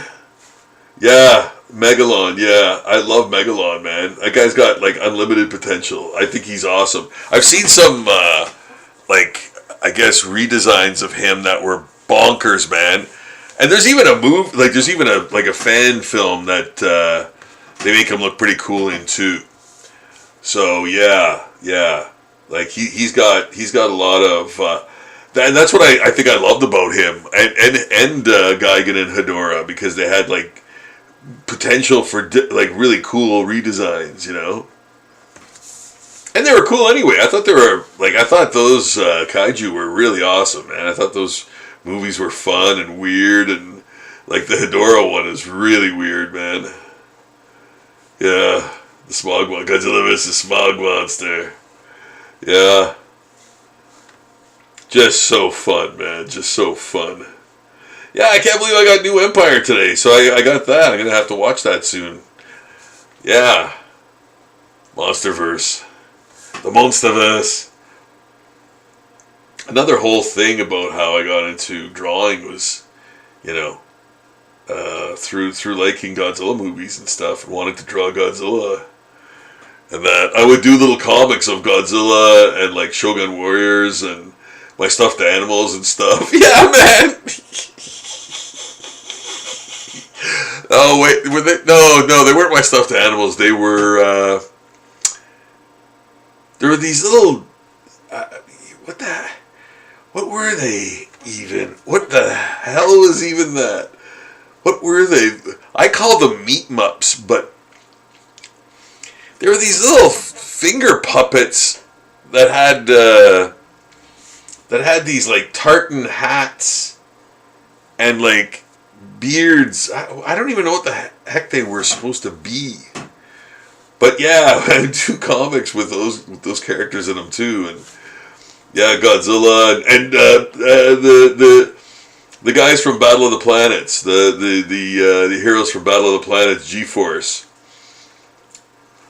Yeah, with them too, with like Godzilla and the Shogun Warriors and stuff. They would fight. They would fight like different monsters, in each comic I did. Yeah, that was fun. That was a lot of fun. I think I still have those. Yeah, I think I still have those. Perhaps I'll show you one day. You'll laugh. You'll be like, wow, that is awful art. Yeah, I'm sure it was awful. Yeah, it was probably not good, But, yeah, Godzilla comics, man. Godzilla Shogun Warrior comics, I would do.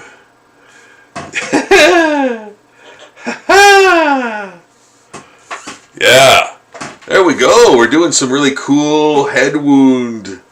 That's the theme of the evening. It's head wounds with your host, Rob Succhetto. Hi, I'm Rob Succhetto. We're doing head wounds, zombie head wounds tonight from scratch. So I have rewind this video. You can actually watch all this happen.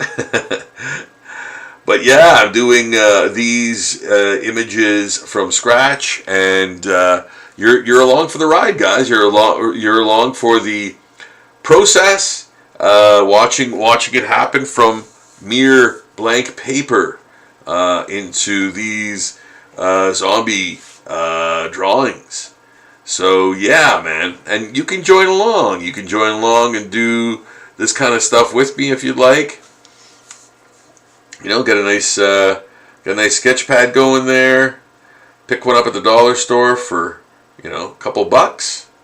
Get a pen, pencil, pen, and also at the dollar store, and have yourself a ball. Draw some things. Draw from life. Draw from your surroundings. Draw whatever crazy thing crosses your mind at any given time. Give yourself little drawing challenges even. Draw on the subway or while you're on the bus commuting to work. Go outside and sit in the park and draw some of the flora and fauna, that happens to be, in your vicinity. So yes, it will calm your jangled nerves. It's like there's a rat in my brain. It'll calm your jangled nerves and give you inner peace and other things that are beneficial. And I can vouch, man. I can vouch. It does for me. And your brain works on a different level, and it relaxes that other side. That other side that might be burnt out from work, from other work or whatever. And the art brain, helps alleviate that stress and that pressure, right? Because you're using a different part of it. You're using a different part of your cognitive abilities. So yeah, art therapy, man. And again, like, you're not being judged. Nobody is critiquing your work. You don't have to show it to anyone. There's no stakes involved. It's just you and the sketchbook, man. Yeah. And have a great time. Have a great time with it. No pressure, man. Yeah. That guy's right. Who said that? No, I like I said, I vouch for it for sure, because yeah, it does help me, become a little more and get like a bit introspective and think about things, and plan a little bit more and things like that, because you're working a different part of your brain, man, and sometimes you can just sort of go with this beautiful sort of flow and this rhythm, and then your mind sort of can wander and solve problems and other things. So yeah. I love art for that. I love art for very many things, but that is a very good one. It's that that kind of relaxation of your brain compartments that that really help and that are really great. It's a great thing that art can do. It's a great thing that art can do.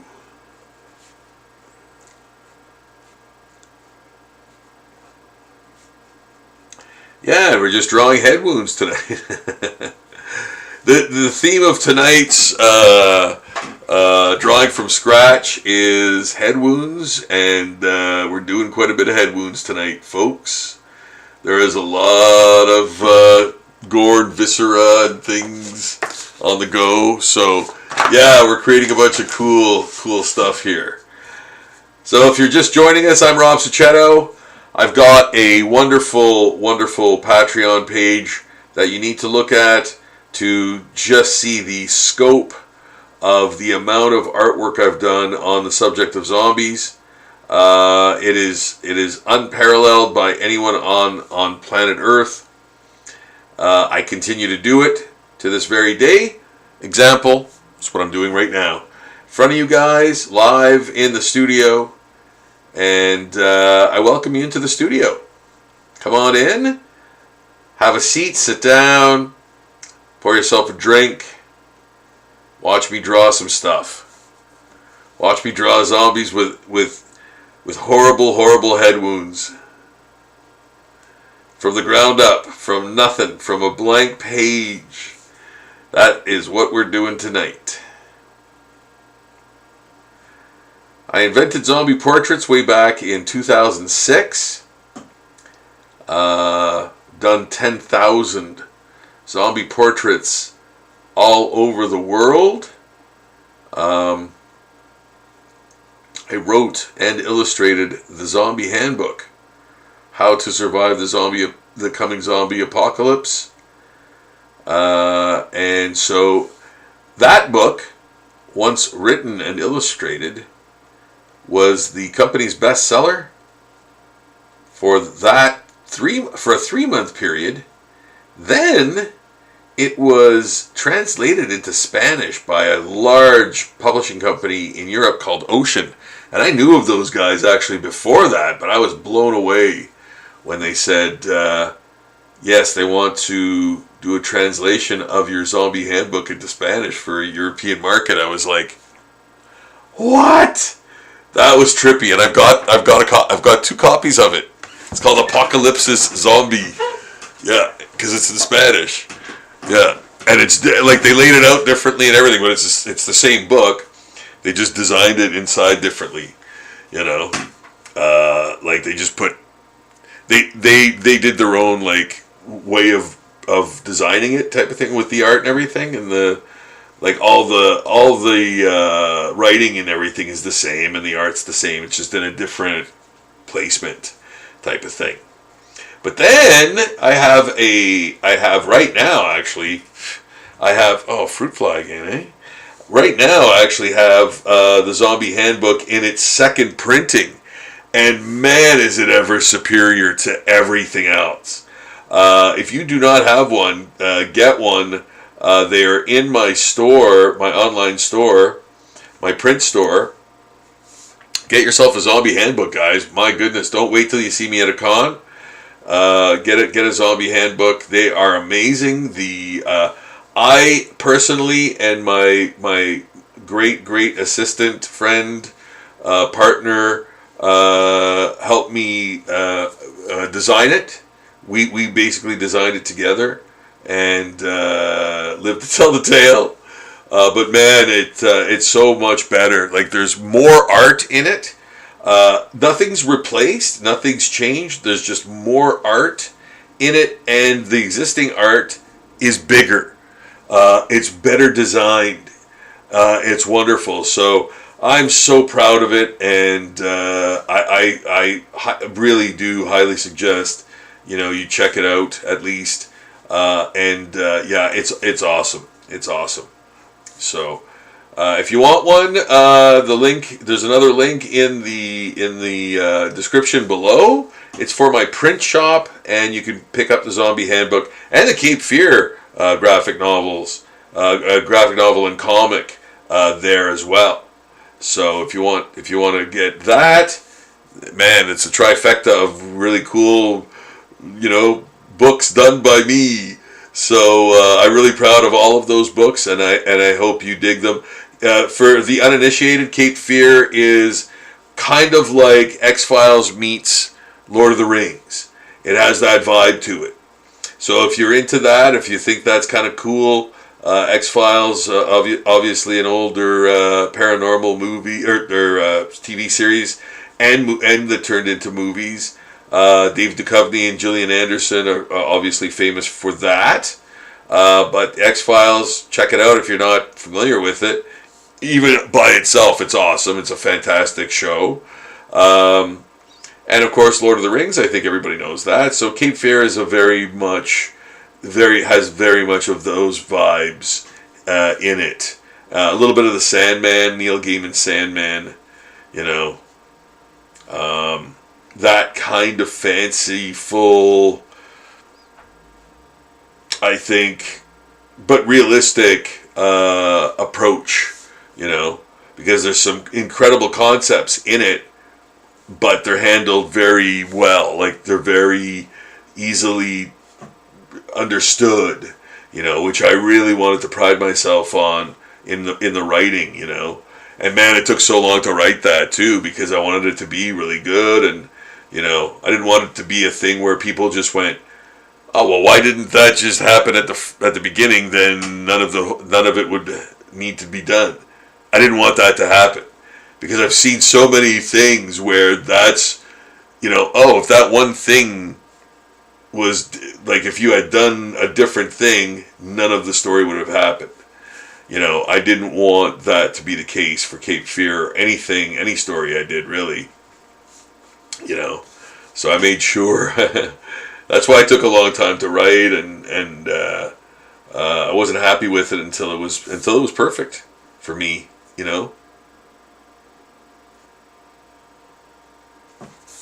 Yeah. So Cape Fear. Yeah, and I'm saying I'm working on the second one right now, and I should be getting to it very soon. Yeah. So that I'll also be doing on live streams as well. Is the Cape Fear comic. So I'll be doing live streams with comic art, doing comic art. So if you're interested in that, if you're interested in comic book sort of artistry, how that's done, yeah, check out those episodes coming soon. I do have a couple of live streams with comics, but I'll be doing some new ones very, very soon. So if you're into that, definitely check it out. But look at this. I've just been yapping and throwing down some inks here, guys. Yeah. And it's coming along very, very well, I think. There's a lot of nice details in there, and there's a lot of nice sort of dark areas and textured areas and natural. The areas look natural, which I really like. Nothing looks forced, nothing looks out of place. Everything kind of looks good. And that's what I like. And again, that came with the process, right? We did the process for quite a while. And this is what we end up with. We end up with something that we enjoy because we've looked at it a few times and assessed it and came back to it and added to it and then went, I actually like this one now. So yeah. Because sometimes it doesn't, and like I said, that's why I have a lot of stuff on the go at different points of completion. because if I'm not feeling particularly um, uh, you know um,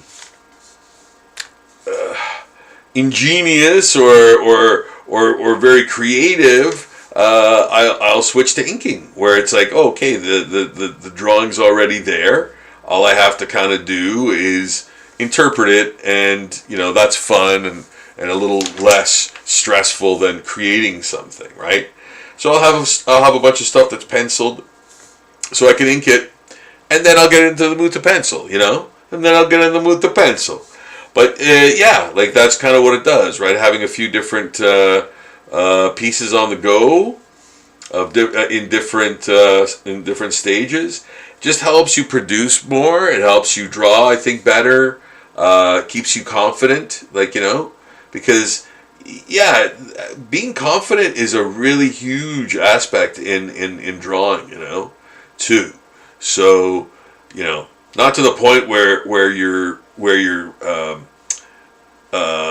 arrogant, because that doesn't help. Like, no one will tell you if you're crappy. You know what I mean? Like, no, because they'll think they're gonna hurt your feelings too much if you think you're all that in a bag of chips. You know what I mean? You need to have your assessment done by you in all seriousness, or get people to sort of get other pro artists to critique your work. If you're leading into that direction, because that's no good. You want to be confident, but not arrogant about it. Because there's always going to be 1,000 people that are better than you, and or whatever than you, famous or whatever, and it doesn't really matter. It doesn't really matter. Those things don't really, make much of a difference, right? To some. So, but there we go. Yeah, I like that. I like that. Yeah, part of top of his face is in the background in there too, and there's like weird, fleshy substances stuck to the top of his jaw. Yeah, I like that. I like that. I'm gonna darken it a little bit more. Yeah, that's great. Good. Yeah, I really like this. Imagine what's gonna happen when I do the thick holding line on some of this stuff. Woo! It's really gonna pop. But yeah, that bottom, that whole head is gone, or face rather, is gone, and there's an eyeball that sort of popped into the back of the head, backyard, and you can see some of the brain tissue there, and there's stuff like dripping off of them, of course, So again, we're keeping the head wound idea in mind, having fun with it, and just turning this thing into a complete, doesn't even look human anymore type of zombie, right? Because his whole face is gone. But another zombie, obviously did that to him, right? Maybe his face was eaten off. Yeah. And of course it's always nice to have a backstory. I was thinking, this was one of those. And I was thinking movie, but I'm like, no, maybe I've just seen it. Maybe I saw it somewhere else, or yeah, you know what? This is from, what is that movie? Cannibal Holocaust? There's a movie where someone's face is, or maybe it's, oh, yes, now I remember where I saw this. It was like The Beyond. The Beyond. That's where it's from. Yes, that's where that's what this reminds me of, from The Beyond. It's a Fulci, or I think it's a Fulci even directed maybe movie. Yeah, Lucio Fulci. Hey Dennis, how's it going? Thanks for watching. Thanks for chatting. Thanks for being on the channel, man. Boop. There we go. So, yes, we're doing more zombie head wounds, and this is the latest one, and I really like it. Adding some more blood and pieces. There'll be blood and pieces and all that. It's all edited. I have an edited Cypress Hill album that I think I got. Well, I got it at the Hawk Shop years and years and years and years ago. But it was a Walmart version, so it was edited. And I since got the, the real version.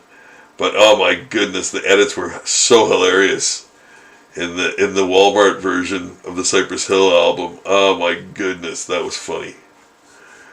Very funny. Very funny. Very funny stuff. Very funny edits. Yeah. There. I really like this one. I think he's great. Yeah. A couple more little blobs of viscera. Yeah. And, I'll come back to it. I'm working on the other ones too. So I'll come back to that guy. Now, this one, let's see. You know what? Maybe I'm going to change the pen up. I'm going to change the pen. And I'm going to try. Why don't I try brush pen? The little brush pen. How about this brush pen? This brush pen? Kind of wanted to get that dollar store brush pen. Let's see how this one works. So smooth, eh? Much different line, of course. Yeah. Yeah, much different line. Well, of course, it's brush pen. But you know what? I think I want to use the dollar store one because it's a little stiffer than this. This is a little and that's good, like for what it does. But I just wanted to get a stiffer pen, brush pen. And where did I put that? Oh, there it is. Okay, here we go. I think it is a little stiffer. Yeah. And I'm gonna do way more blobs of blood and stuff, pieces of skin and bone and the brain, the brain sheet, the sort of cover, some of that stuff. Yeah, it's kind of like, it's a mixed bag of whatever is pulled off of his face and head,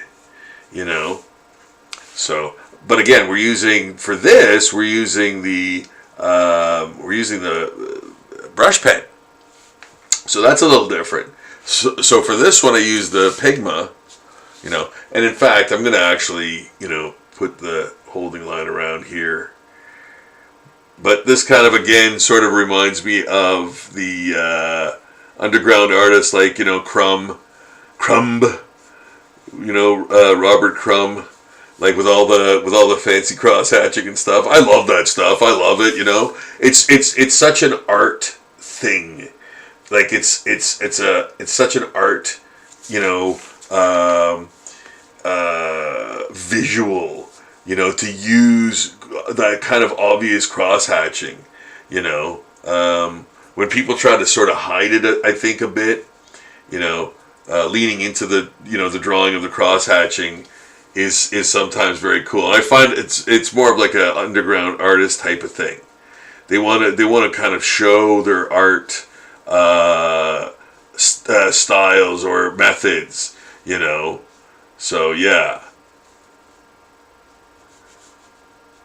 I don't know. Those are just thoughts of mine that I kind of just notice. I don't know if that's the truth, but I kind of noticed that,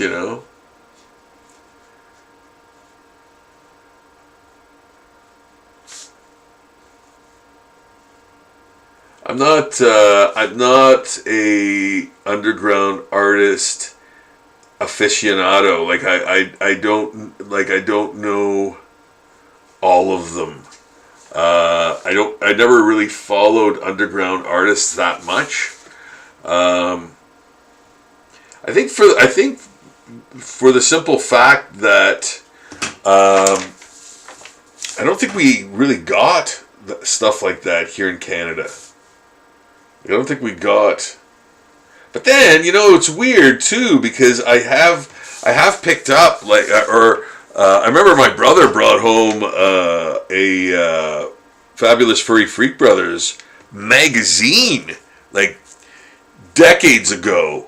I think it was like a magazine from like '73 maybe, but like he got it like much later, I think.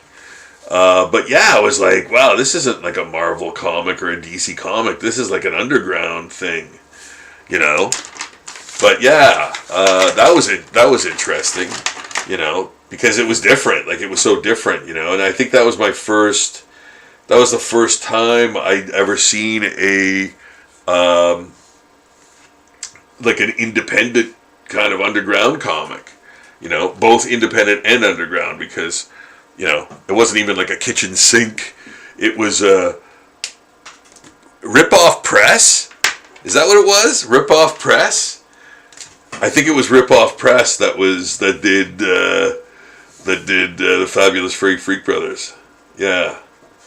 But yeah, man, like that again, that was the first time I think I'd ever seen anything like that, So yeah, I didn't really get into them until later, or really be aware of them until later, like the more independent underground guys, So I don't really know all of those guys. Maybe just the big ones like Dan Clowes and Crumb and yeah, like there's tons more, but yeah, there are some very interesting artists out there who did,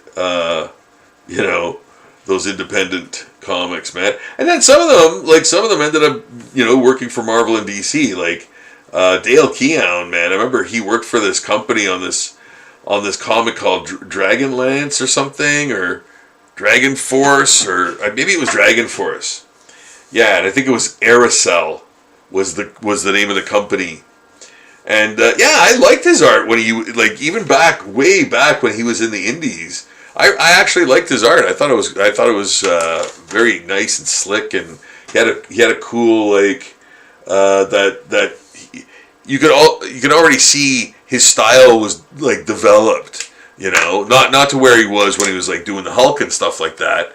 But yeah, you could see the development was already started. In his style, I thought anyway, So yeah, Dragon Force, yeah, was the book, and yeah, I had those too. Yeah, I had those. I might even still have a couple. I don't know. But yeah, underground. Well, that wasn't really underground. That was just more indie, But the underground stuff. I guess ended up being the indie comics, right? Anyway, because what's really underground, If you know about it, it's not underground, right? So there, we've got a nice, massive head wound. Bottom jaw still hanging in there, and then you've got the tongue, sort of. Hanging over the teeth, eyeballs back there. I think I'm gonna take out some of the pattern brain area here. It's too patterned, I think.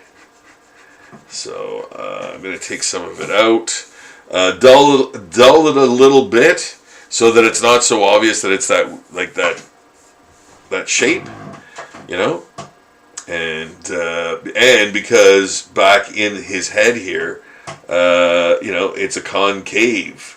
It's a concave head that we got here, and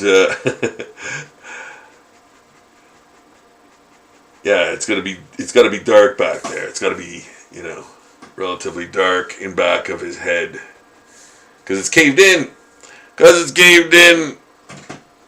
Yeah, there we go. I like that. Damn fruit flies. And then, oh, you know what? Hey, let's see what's happening here. Okay, well that's still a little damp. We got off to a good start, though. We got off to a pretty good start.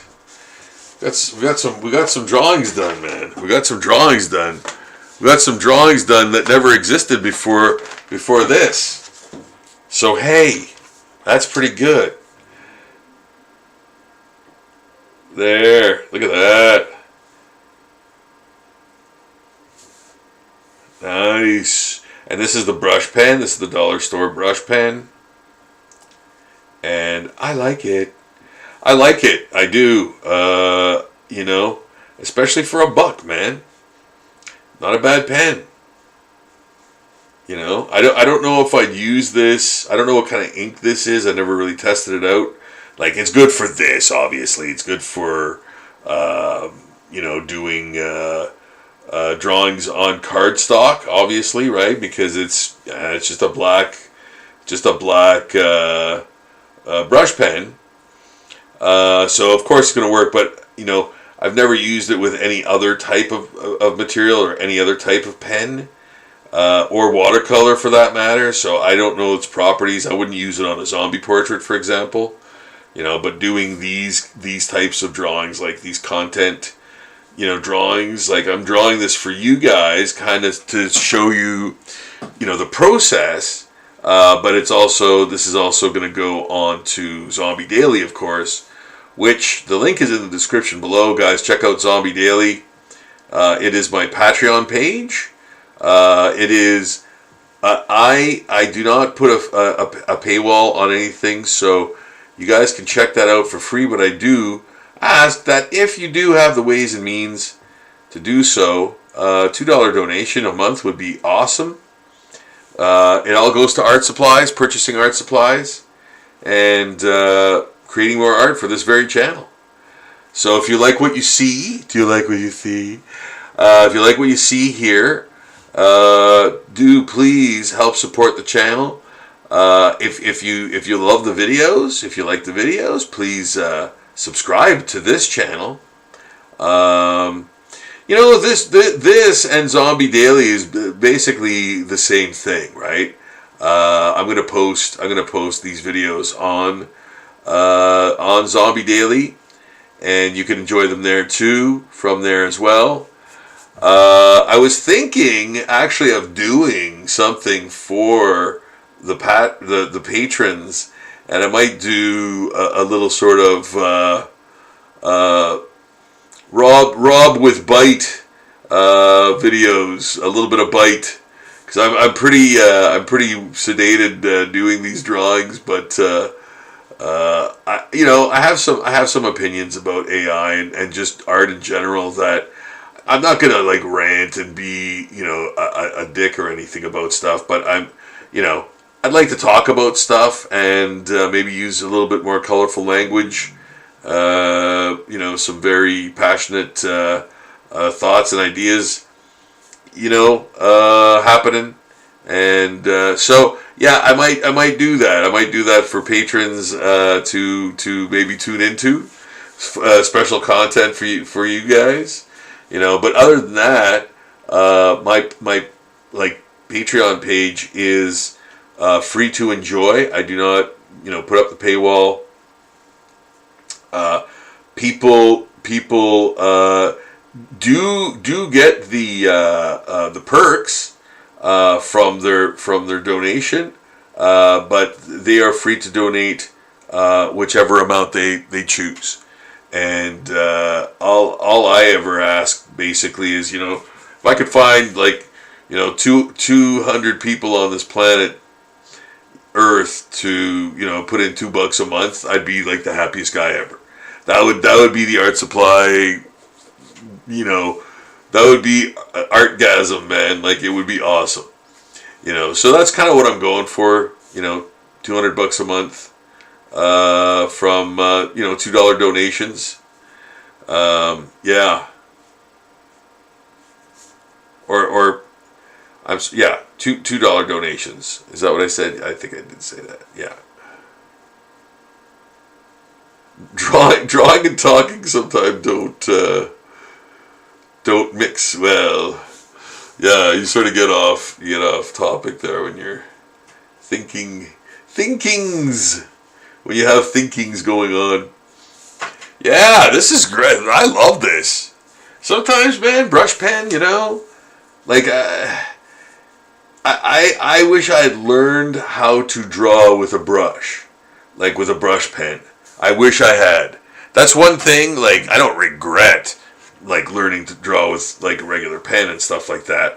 But I wish I had learned how to draw with a brush. Because, yeah, I still feel like a bit of trepidation when I draw, when I ink with a brush like this. And, but it's awesome. Like, the line that you get, the control and things like that, are so much more versatile than like a pen nib, I find anyway. Again, like, that's just a personal thing with me, There's so much, like, the feathering, especially, like, you're watching me do the feathering right now, and the feathering is, like, really feathering, man. Like, it really looks like a feather, because you're going from that thin to thick with the brush, So it has a very feathery effect, as you can see. Right? Right? Right? Douche. So yes. And again, like, shows that depth, And I love it. I love that. And I wish I was more adept at using it, and the wonderful sort of, like, inking effects you get. I'm kind of using it as a blunt tool. I'm not using it, I don't think, to its full potential, So I that's why I'm kind of practicing doing it, doing a whole, or at least most of the piece with a brush pen, I'll probably go in and add a couple of smaller little wee details or shading or something, like some intense, hatching or cross hatching to indicate form and things like that. But for the most part, this will be, done with the brush pen, for all intensive purposes, is what the kids say nowadays. For all intensive purposes. For all intents and purposes, I'm using the brush pen.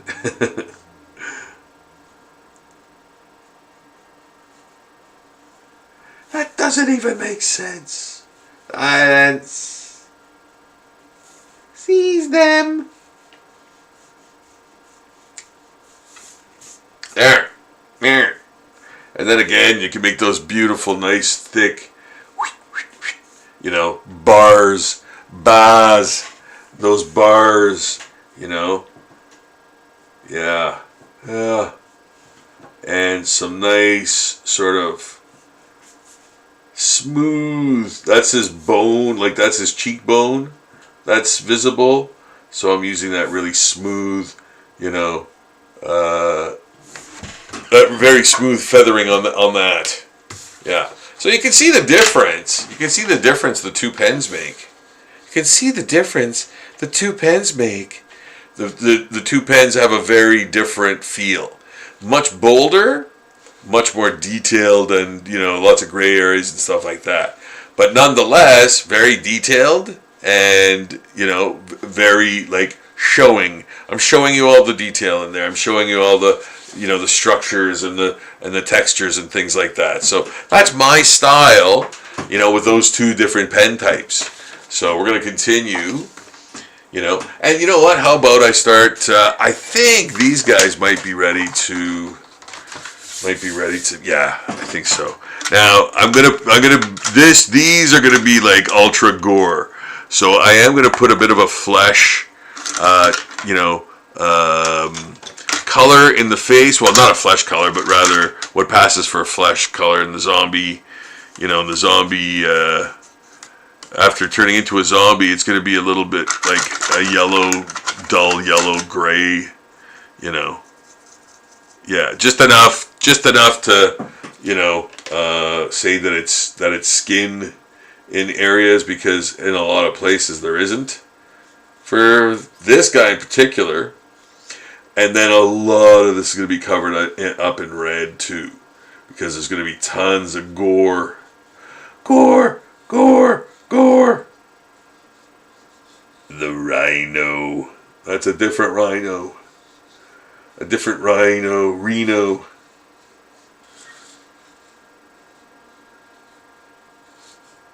You know what I really feel like watching all of a sudden is Simpsons Treehouse of Horrors. Yeah, I don't know why. I don't know why that popped into my head. But it did!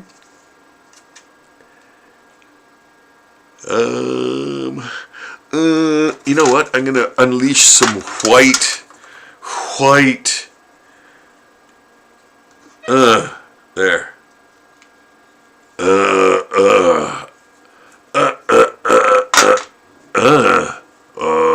Okay, there. All right. Oh yeah, and yeller. There. Put that in there. So his ear is still sort of intact a bit. Make some maybe jaw skin sort of, and there's some more. Yeah, just a wee bit. Because there's going to be way more gore and blood and things, pieces of stuff.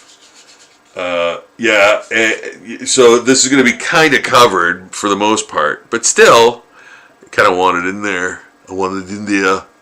Wanted to get in there. There. Yeah. Lousy fruit fly. Keep you spiders alive for a reason. Get them. Seize him. Seize the fruit fly. What am I paying you spiders for? Not paying you the gold brick. Get him. Get him. Kill him. Crush him. Kill him. Get him. Hit him. Get him. There. Yeah, that's good. Then this guy, again with that kind of darker gray skin, he's very what's the word? A typical zombie typicalis. If you please, if you don't mind, zombie typicalis. Yes, typical zombie behavior.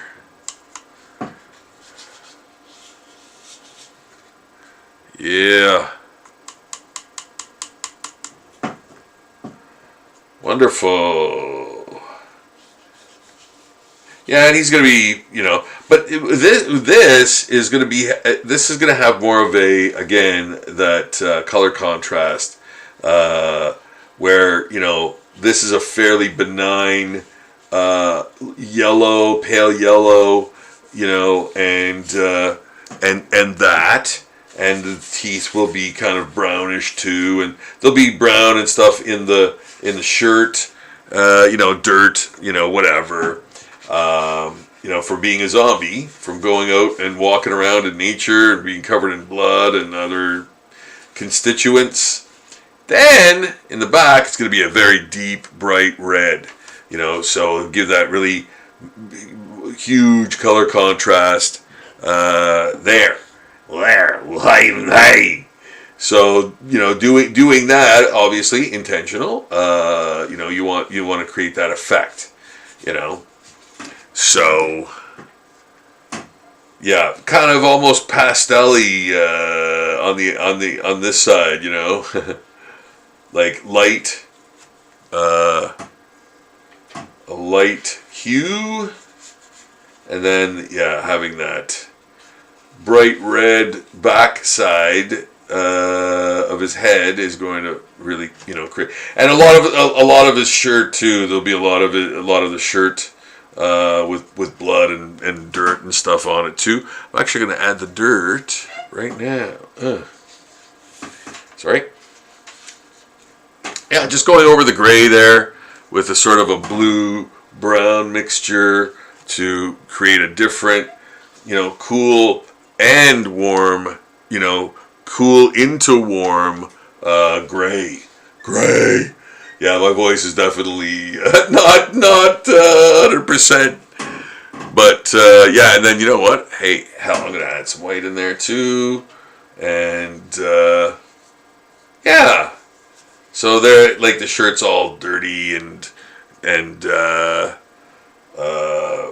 stained and everything.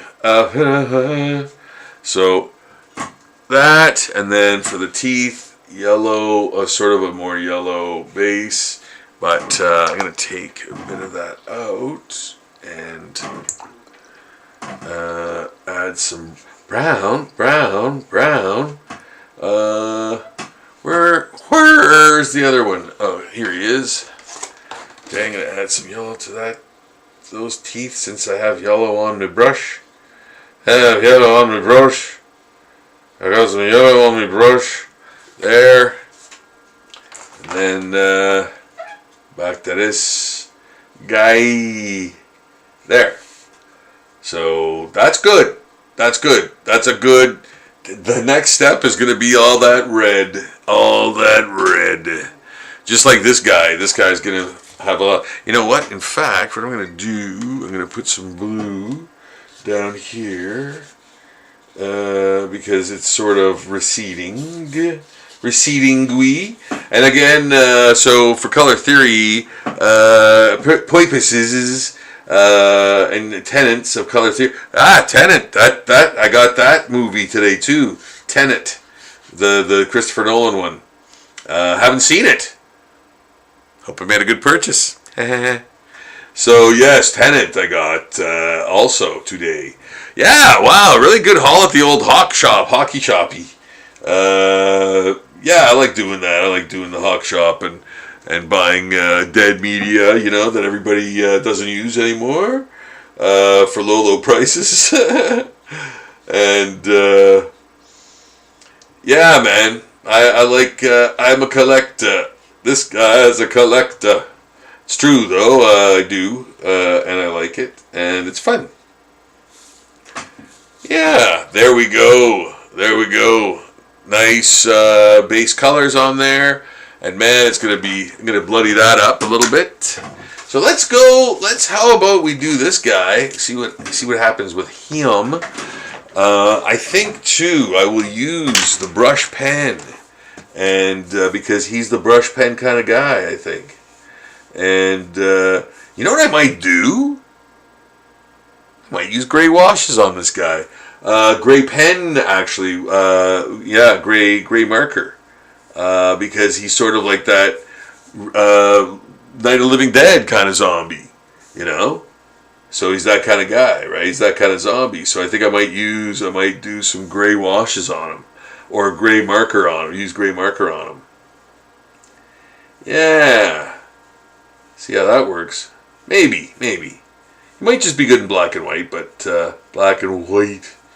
But maybe add some gray to him as well.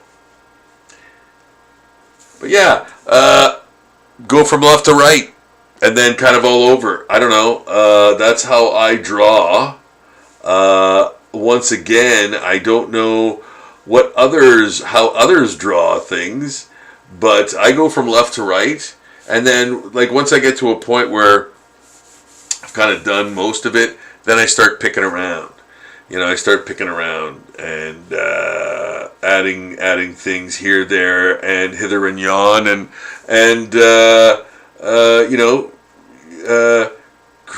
creating more depth and things like that, and looking for where that needs to be, where there needs to be more of a contrast in the drawing or whatever. So yeah, that's kind of what I'll do.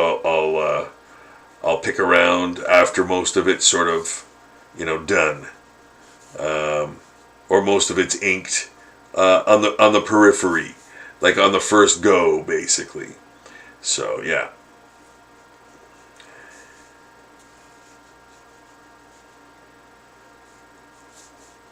So yeah, we're doing zombies with head wounds. Head wound zombie night. That's what we're drawing today. In tonight's thrilling adventure, we're doing zombie head wounds, man. And I'm using a dollar store brush pen on cardstock. And that's how we're doing it. That's how we're doing these. And if you later on fast forward to the beginning of the video, you'll see actually, just drawing these on the paper, there is no I'm drawing it completely from scratch, and all I gave myself in terms of a subject was the fact that it was going to be head wounds. Head wounds was the word of the day, basically. So yeah, that's what we're doing. Head wounds, zombie head wounds. Or humans that had head wounds that turned into zombies. So yeah, either way, there's going to be zombies involved. Zambies. Goddamn zambies. Yeah.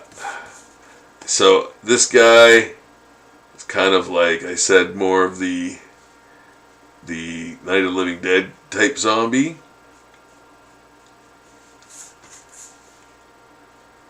The first real zombies ever conceived, really. George Romero, man. Yeah. This is what zombies are, everyone. The Living Dead. Pieces of them are missing. They're unalive, and they're coming to eat your flesh, man. And look at what happened with that concept, man. It's massive. Like, think about how much that's inspired, like video games, comics, movies, novels, like everything, man. Every aspect of pop culture does the zombie thing.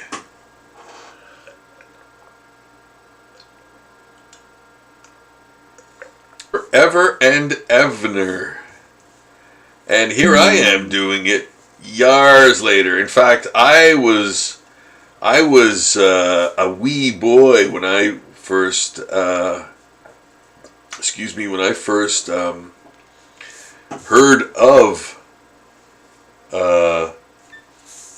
Night of the Living Dead, and it actually scared me. It actually scared me, man. Well, I don't know if scared is the right. It was unsettling to me. Yeah, that's more of the word. It was unsettling, and because that was the first time I ever. And the thing too, which I loved about it, was that it wasn't any actors that I knew. It was like all unknown actors, and that gave it that reality, right? Gave it that extra bit of reality that it felt more real. It felt more real, and yeah, I loved that movie. I thought it was great. What a groundbreaking film, man. But again, my favorite zombie movie is, in fact, Return of the Living Dead. Yeah. You know what? That movie's got everything, man. It's got humor. It's got like scares. Like it's got wicked, wicked practical effects. The designer of those zombies, William Stout, is my hero, man. Like I think he was the main factor, I think, in me doing zombies way back. And so, by the way, I am using the brush pen, but I am going to be using the pigment liner pen as well to add more depth and like shadow and little details and things like that. So yeah, like I'm kind of doing these. I will probably do this one in just the brush pen, but the other one I think this one I'll use both. This one's a solid, obviously already just the pigment liner, but I am putting the thicker holding line around areas that are more forward or closer to the camera lens, so to speak. So yeah, like some of the stuff that's covering on top of the skin, like the globules and viscera and coagulated blood and all that stuff. Really want to make sure that's prominent enough, that you can kind of see it. So you can see it. Yeah, there. And like adding those, and again, like I said, oh, this is finished, whatever. But I will pick at it until I take it up to scan, So yeah, it ain't over. It ain't over. So I'm just drawing more, again, details in the neck here. Wow, we're getting a lot done, guys. Oh my goodness, 5 new drawings. 5 new drawings. You believe that? It's great. Yeah, maybe I will use the small pen in areas too. Well, you know what? Let's see. I didn't want it to go too thick there. Those lines are supposed to be very thin. But that's okay. You know what? That's fine. Yeah. Yeah, because I kind of want to use just the brush pen for this one, if I can. You are watching me draw. Yeah, you're watching me draw, guys. I am Rob Sachetto, the zombie artist laureate to planet Earth. Drawn more zombies than anyone on this planet. I have illustrated and written the Zombie Handbook. I have drawn more zombie portraits and actually invented the service way back in 2006. I've done over 10,000 zombie portraits thus far in my humble career. I've worked for the Walking Dead show. Had a wonderful opportunity to do a deck of cards for Bicycle Cards, based on my zombies. Man, I've worked for so many different wonderful comic book and publishing companies. Yeah, man, I've done the zombie thing for next year it'll be 20 years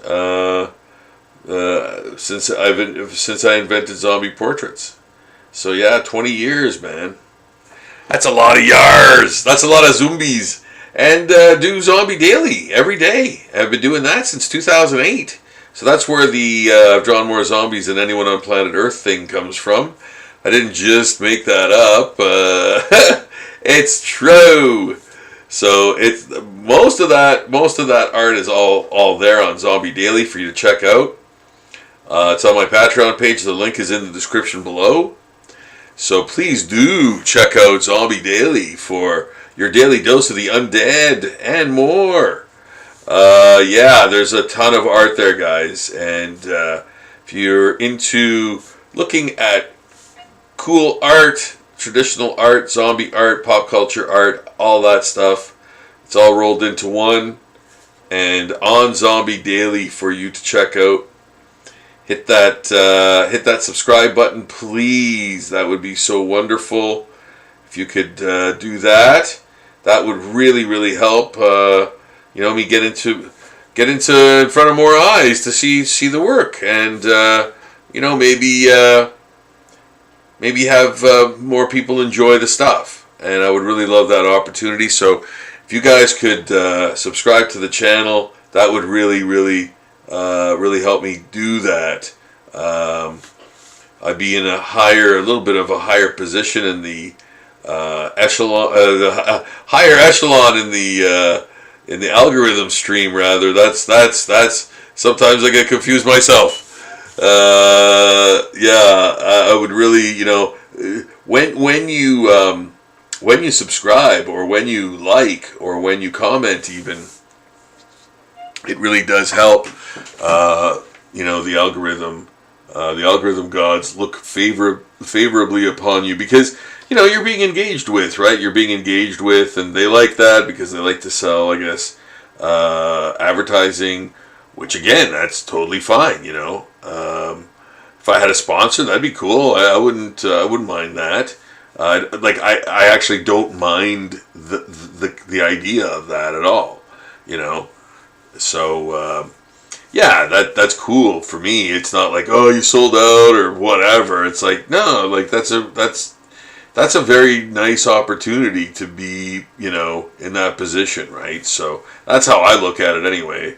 I look at it as a plus. Somebody wants to sponsor you, and if you have to sort of advertise them or whatever, I don't think there's anything wrong with that, really. And like artists, sometimes they need a little extra help. That'd be nice if they did, because we live in a kind of day and age where art isn't considered to be like a magical, wonderful kind of thing. People don't really think about it, right? So it's hard for artists who make a living at it, or be engaged with it all the time, because it takes time, and if people don't care about it, then that's awful, right? So I like to get people to care about art, because I think it is an absolutely one-of-a-kind thing that only a certain few people can do with the with that kind of ability, with that kind of acumen, with that kind of interest and passion, and practice and all that stuff. It's something you can absolutely build on. There's so many forms of it, and I really think it helps. So I really think it helps people mentally too. I really do think that. It helps calm you, and it helps bring you kind of back to yourself. So and don't put any pressure on yourself for it either. Like, there's no reason to put pressure on yourself to draw. Just do it for fun. If you want to get better, then watch a show like this, or another artist who does work that you like, and check it out and draw along with them. So yeah. And again, I'm drawing teeth here. Again, drawing teeth here, which is a nice indication of flesh that's removed. Making it more zombie-like. They're not perfect either, which I love that idea that, teeth are there, but they're not perfect. Adds to the sort of disarray of his, most of his face going missing, it was either eaten off or ripped off and then eaten or something. But yeah, adding those, maybe crooked teeth or whatever, or like, I think that I kind of did them pretty accurately back there. So that adds to the kind of like uncomfortability too, because you're seeing those really realistic teeth amongst this sort of like, gore and mangled flesh and ripped and torn areas and things like that, right? So, different ways to go about doing the teeth, Always. There's always other options. That's what's beautiful about art, is that, you have all those options in front of you. You don't need a budget. The budget is a pencil and a pad of paper. There's your budget to do whatever you want. It's not like a movie where there's a trillion moving parts and a huge budget and this, that, the other thing, and or it's not even comics. It's just you drawing, man. Telling a story with your art, expressing yourself. All those great things.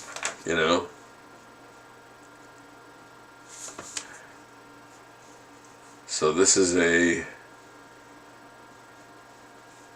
elderly man. Nose kind of goes like, yeah, there. Yeah, I didn't have the nose right there for the longest time. I don't know if anybody noticed that, but yeah, the nose was kind of off. I'm just going to put the skin again, very ripped and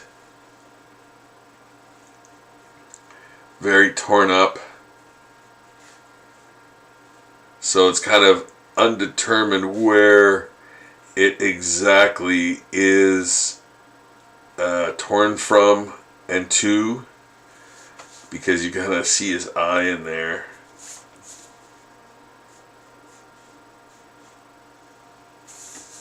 Yeah.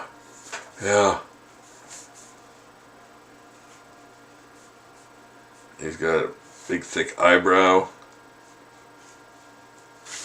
Yeah. How about that? And we just created this from nothing. We just created this from nothing, from a blank page. So there we go. We've got this grandfather-y type zombie.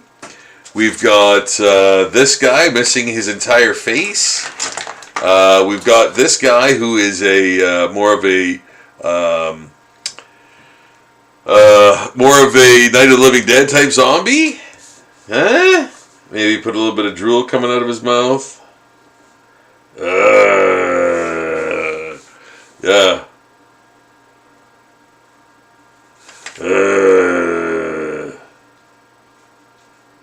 There.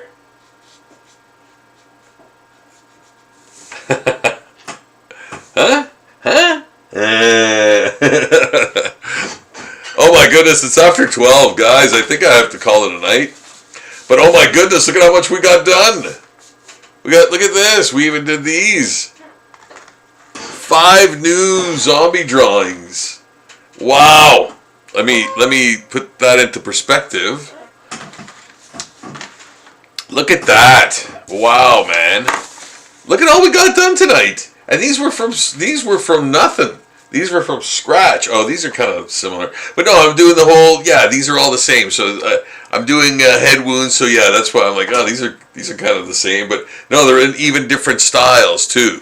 Like, as you can see, this too is done in a with a brush pen, and that's just done with the nib pen.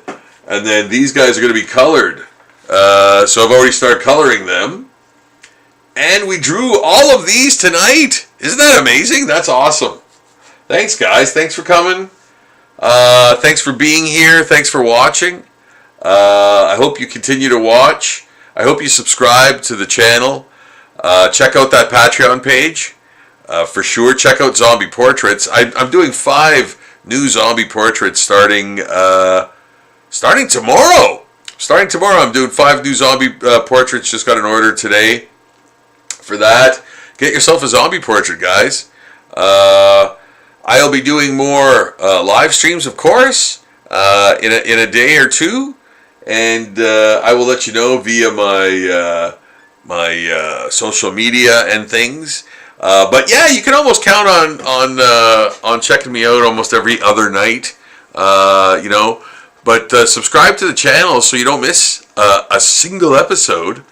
I'll be doing something different next time. But I want to finish these for you guys, so I'll probably be doing something else and these at the same time. It depends. It depends. But I want to finish these for you, like in front of you, and watch you see. Like, I want you to see the process and everything too. So, and they're almost done. They're almost done. It's not going to take that long to do. Like, even the color ones, I'm going to add the gore color on them. And then it's straight to inks, so you guys can watch that too. I think that'll be fun because that's a great paper when it's turned around like that. It's the smooth surface, and I'm gonna put some nice color contrast in there. So I think it'll be really cool. The black and white ones will be done very, very soon. Like, I'll finish them all in the next live stream for you guys.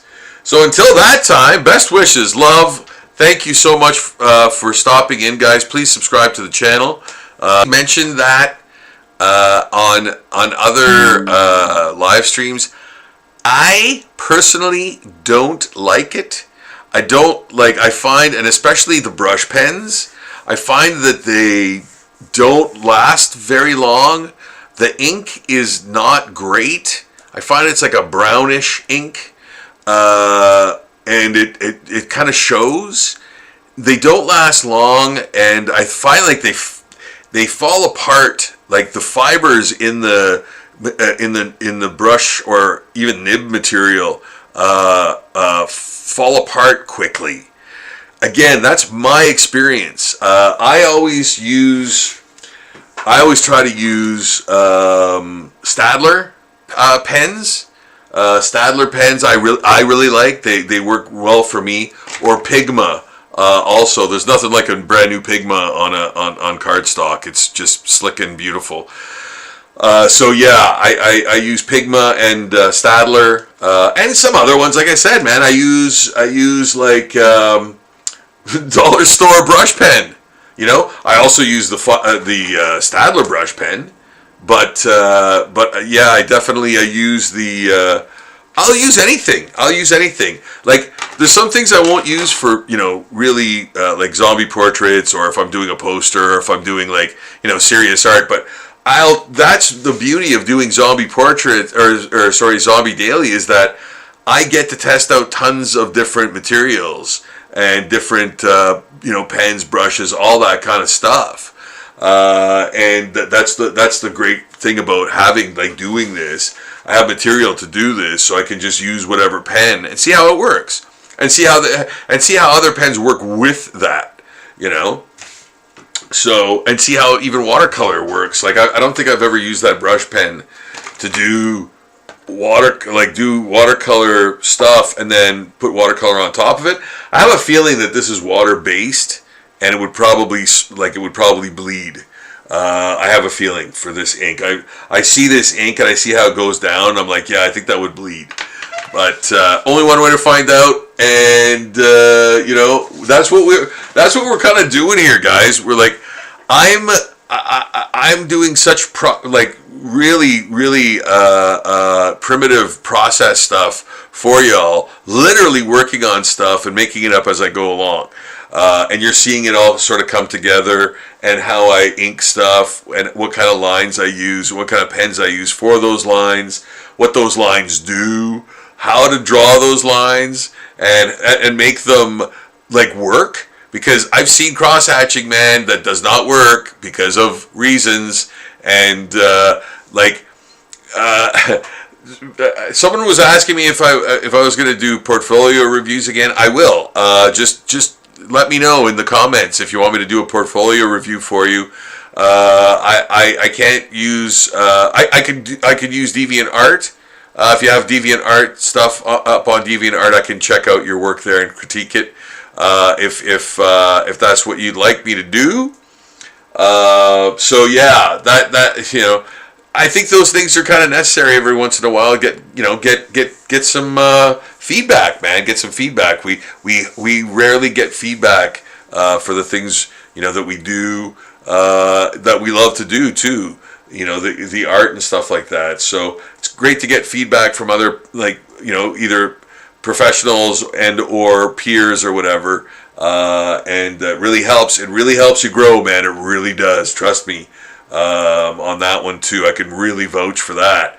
Having gone to literally cons, to seek out critiques for my art, bring my portfolio there, in the past, and do that. Yeah. But Fiber Castell, yeah. A lot of zombies. Yes, a lot of zombies for sure. So guys, we got Wild Willie's Dennis